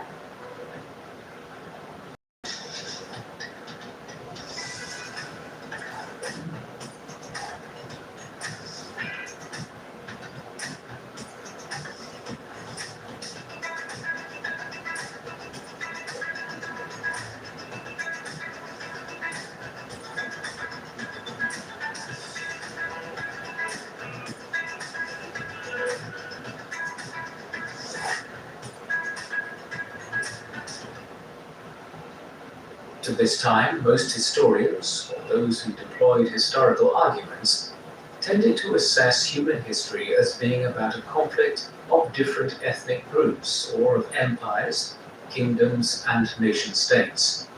Pick up a 19th century European history book, and you will invariably be greeted by chapters outlining conflicts between England and France, the German states and the papacy, Spain and Portugal. Kings, queens, lords, and popes featured heavily, and religion and territorial power was allegedly what motivated them. Conversely, little was said about what the vast majority of the population of such countries did, and what their motivations were. Marx was writing in reaction to this. He argued that history was basically a clash of different economic classes rather than nation-states. In this reimagining, Western European history in the High Middle Ages was not, for example, a tale of the French and English crowns waging war on one another, but of the French and English nobility collectively oppressing the feudal peasantry. Over time, the relations between economic classes changed, as different technological innovations transformed the modes of production of food and goods. Therefore, Europe's recent history had been tumultuous and was resulting in class warfare owing to the recent innovations of the Industrial Revolution, ones which were pitting the bourgeoisie, a class that had in turn defeated the old feudal nobility centuries earlier, against the new industrial proletariat. To Marx's mind, historical materialism offered a method of explaining nearly all historical developments. While many people might disagree with the political ends towards which Marx was working in formulating this theory, or argue that he placed too much emphasis on material issues as being the fulcrum on which all historical events pivoted, there is no denying that he contributed to a fundamental re-evaluation of historical methodology, one which highlighted how economic developments and class conflict were just as important as nationalism or the actions of leading rulers and statesmen. This concept of historical materialism is directly related to one of the other key facets of Marxist thought as presented in Das Kapital. It is called the Marxist dialectic, or dialectical materialism. In fashioning this, Marx was responding to the dialectical methods espoused by Hegel decades earlier. The Hegelian dialectic argued that ideas were often in fundamental conflict with each other, but this tension could result in a more sophisticated outcome. For instance, a person might put forward an idea or thesis concerning a philosophical issue. Then, a second person or group would put forward a counter-argument or antithesis. In many instances, neither would be entirely correct, but the fundamental tension between the two arguments would result in a more evolved synthesis that borrowed from both thesis and antithesis to form a synthesis. The Hegelian concept ultimately has its roots in the philosophical methods of Plato. Marx now borrowed and altered this dialectical approach and injected arguments about political economy and metaphysics into it. What he was arguing was that society and nature had a physical existence beyond the impression of it which human beings form in their mind, and therefore was worth studying independent of individual perceptions of society. In this, he was rejecting Hegel's thoughts and a long line of other European philosophers, going back to René Descartes, who had founded the Cartesian school of metaphysics in the middle of the 17th century. For Marx, the individual could be ignored to some extent. What was significant within this dialectical method was that economic groups were in tension with one another, leading to changes in the physical world, though ones which were often contradictory or difficult to explain. The Marxist dialectic is one of the more complex elements to Marx's thoughts in Das Kapital and his political and philosophical outlook more generally. It is also one of the most controversial. Many hold that in placing emphasis on the material world and how it operated, and in rejecting Hegel's Cartesianism, that Marx was essentially rejecting the fundamental value of the individual in society. The argument here is that in stating that the material relations between economic groups in the world and how they relate to nature, rather than individual perceptions of the same, were what was important. Marx was essentially trivializing the value of individuals. It is easy to see why this might be deemed a controversial viewpoint, particularly so when we consider that Joseph Stalin produced a paper entitled Dialectical and Historical Materialism that was first published in 1938 in the midst of the Great Purge that he was inflicting on Russia at the time. The argument could follow that Marx's dialectical reasoning was consequently responsible for the worst excesses of the Soviet Union and other communist regimes in decades to come. Nor is the Marxist dialectic the only thing which has been deemed controversial in Marx's work. His view of historical materialism, while a very useful corrective to the traditional view of history being a clash between kingdoms and nation-states, when overstated, has led to an overt emphasis on class struggles as being behind all historical phenomena. Finally, his advocacy for the communal ownership and management of goods might have been considered utopian by many in the 20th century. But what Marx overlooked was the possibility of authoritarianism being used to achieve this. Marx was not an authoritarian by any stretch of the imagination himself, yet he failed to realize that efforts to put his ideas into practice could result in tyrannical regimes.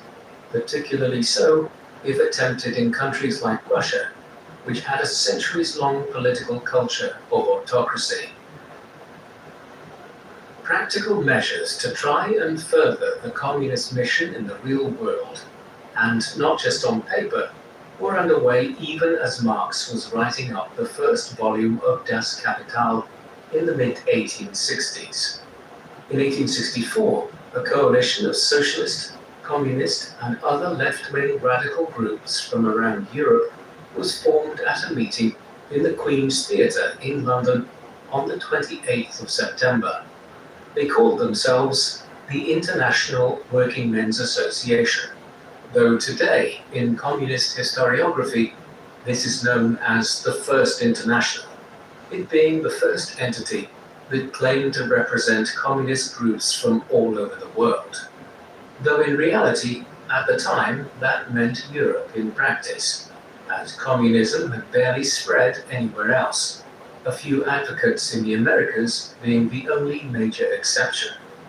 The onus for the gathering was the Poland uprising against Russian rule there in 1863, and the realization that grassroots labor organizations and those that represented groups like the oppressed Polish subjects of the Russian Empire could meet with greater success if they organized themselves on an international scale. By transcending international borders in this way, they could aspire to mimic the revolutions of 1848 one day. Marx was heavily involved in the First International. However, the First International soon descended into conflict, specifically between a more staunchly communist wing led by Marx and an anarchist wing led by the Russian revolutionary Mikhail Bakunin, a seminal figure in the history of political anarchism. The dispute came to a head at a conference at The Hague in the Netherlands in 1872, and the First International effectively collapsed over the next few years. A Second International would not emerge until 1889, after Marx's death. The split in the First International was in many ways fueled by the events of 1871. In mid-March of that year, as France, and in particular the city of Paris, tried to recover from the shock of its swift defeat by Prussia in the Franco-Prussian War, radical political groups had seized control of the French capital. The Paris Commune would control the city for 2.5 months before its bloody suppression by the government of the fledgling Third French Republic, resulting in the deaths of anywhere between 10,000 and 20,000 people. The Commune cannot be considered a wholly communist revolution, as the communards were a loose coalition of political radicals, but it certainly involved communist and radical socialist elements. Marx engaged in a flurry of activity from London when news arrived of what was happening in Paris in March 1871. The treatise that he prepared in response to it was entitled The Civil War in France, though by the time he finished it, the Commune had already been suppressed, and the text needed to be edited to put it into the past tense for publication that summer. We get a sense of how overly optimistic his view of the Commune was from this passage. Wonderful indeed was the change the Commune had brought in Paris. No longer any trace of the meretricious Paris of the Second Empire. No longer was Paris the rendezvous of British landlords, Irish absentees, American ex-slaveholders, and shoddy men, Russian ex-serf owners, and Wallachian boyards. No more corpses at the morgue, no nocturnal burglaries, scarcely any robberies. In fact, for the first time since the days of February 1848, the streets of Paris were safe, and that without any police of any kind. Whatever the merits of the Commune may or may not have been, to present Paris as a paragon of peace and safety in the late spring of 1871 stretches credulity. The events of the early 1870s, with the brief possibility of a new revolution in France, and then the gradual collapse of the First International in the years that followed, were the final era of major political involvement by Marx. He turned 60 in 1878, and by then his health was seriously declining.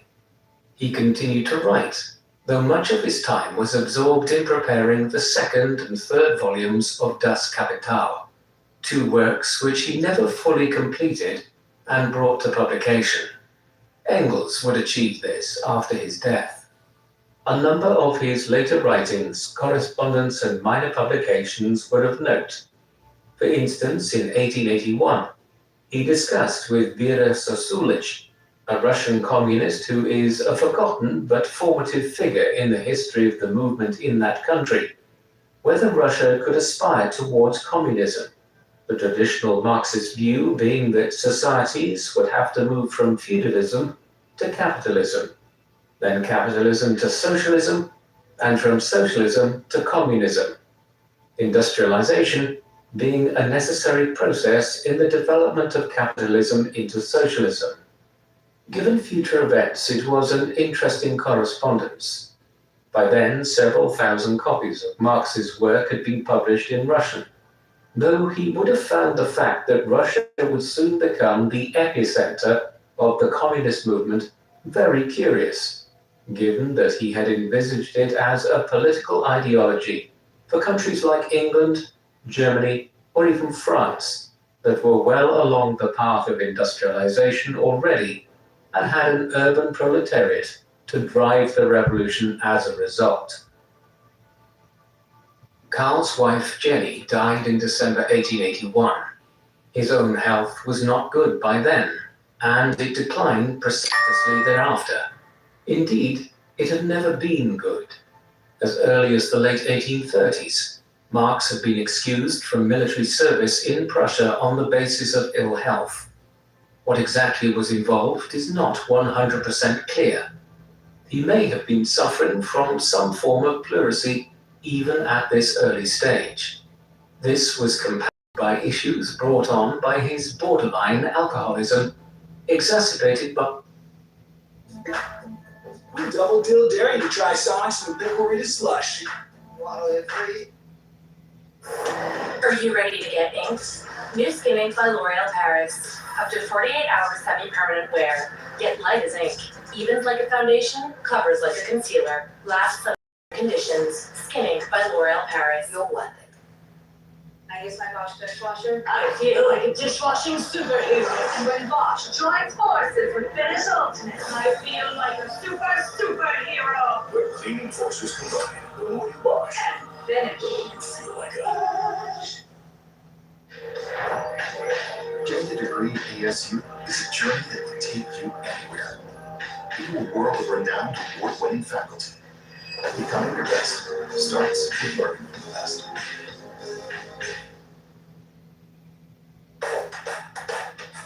Real strength isn't pushing through pain, it's treating it. When there's no pain, there's more gain. Advil targets pain caused by inflammation for fast, strong relief. Advil, that's real strength. By poor living conditions in London, he did everything wrong from a modern health perspective thereafter, working long hours, having a poor diet, smoking, and then adding sleep aids into the mix when he developed insomnia later in life. He may have had other conditions. Ultimately, it is hard to tell from the limited medical records available. What is clear is that he developed a case of catarrh right at the beginning of 1882 that reduced his ability to breathe properly. His health continued to decline from then onwards, and Marx died in London on the 14th of March 1883, at 64 years of age. He was almost penniless at the time, and friends and political colleagues put some money together to organize for his burial in Highgate Cemetery in the city. The funeral was a very modest affair, attended by Engels and around a dozen other people, hardly a large showing for a figure whose writings would, for better or worse, have an enormous impact on the century that followed his own.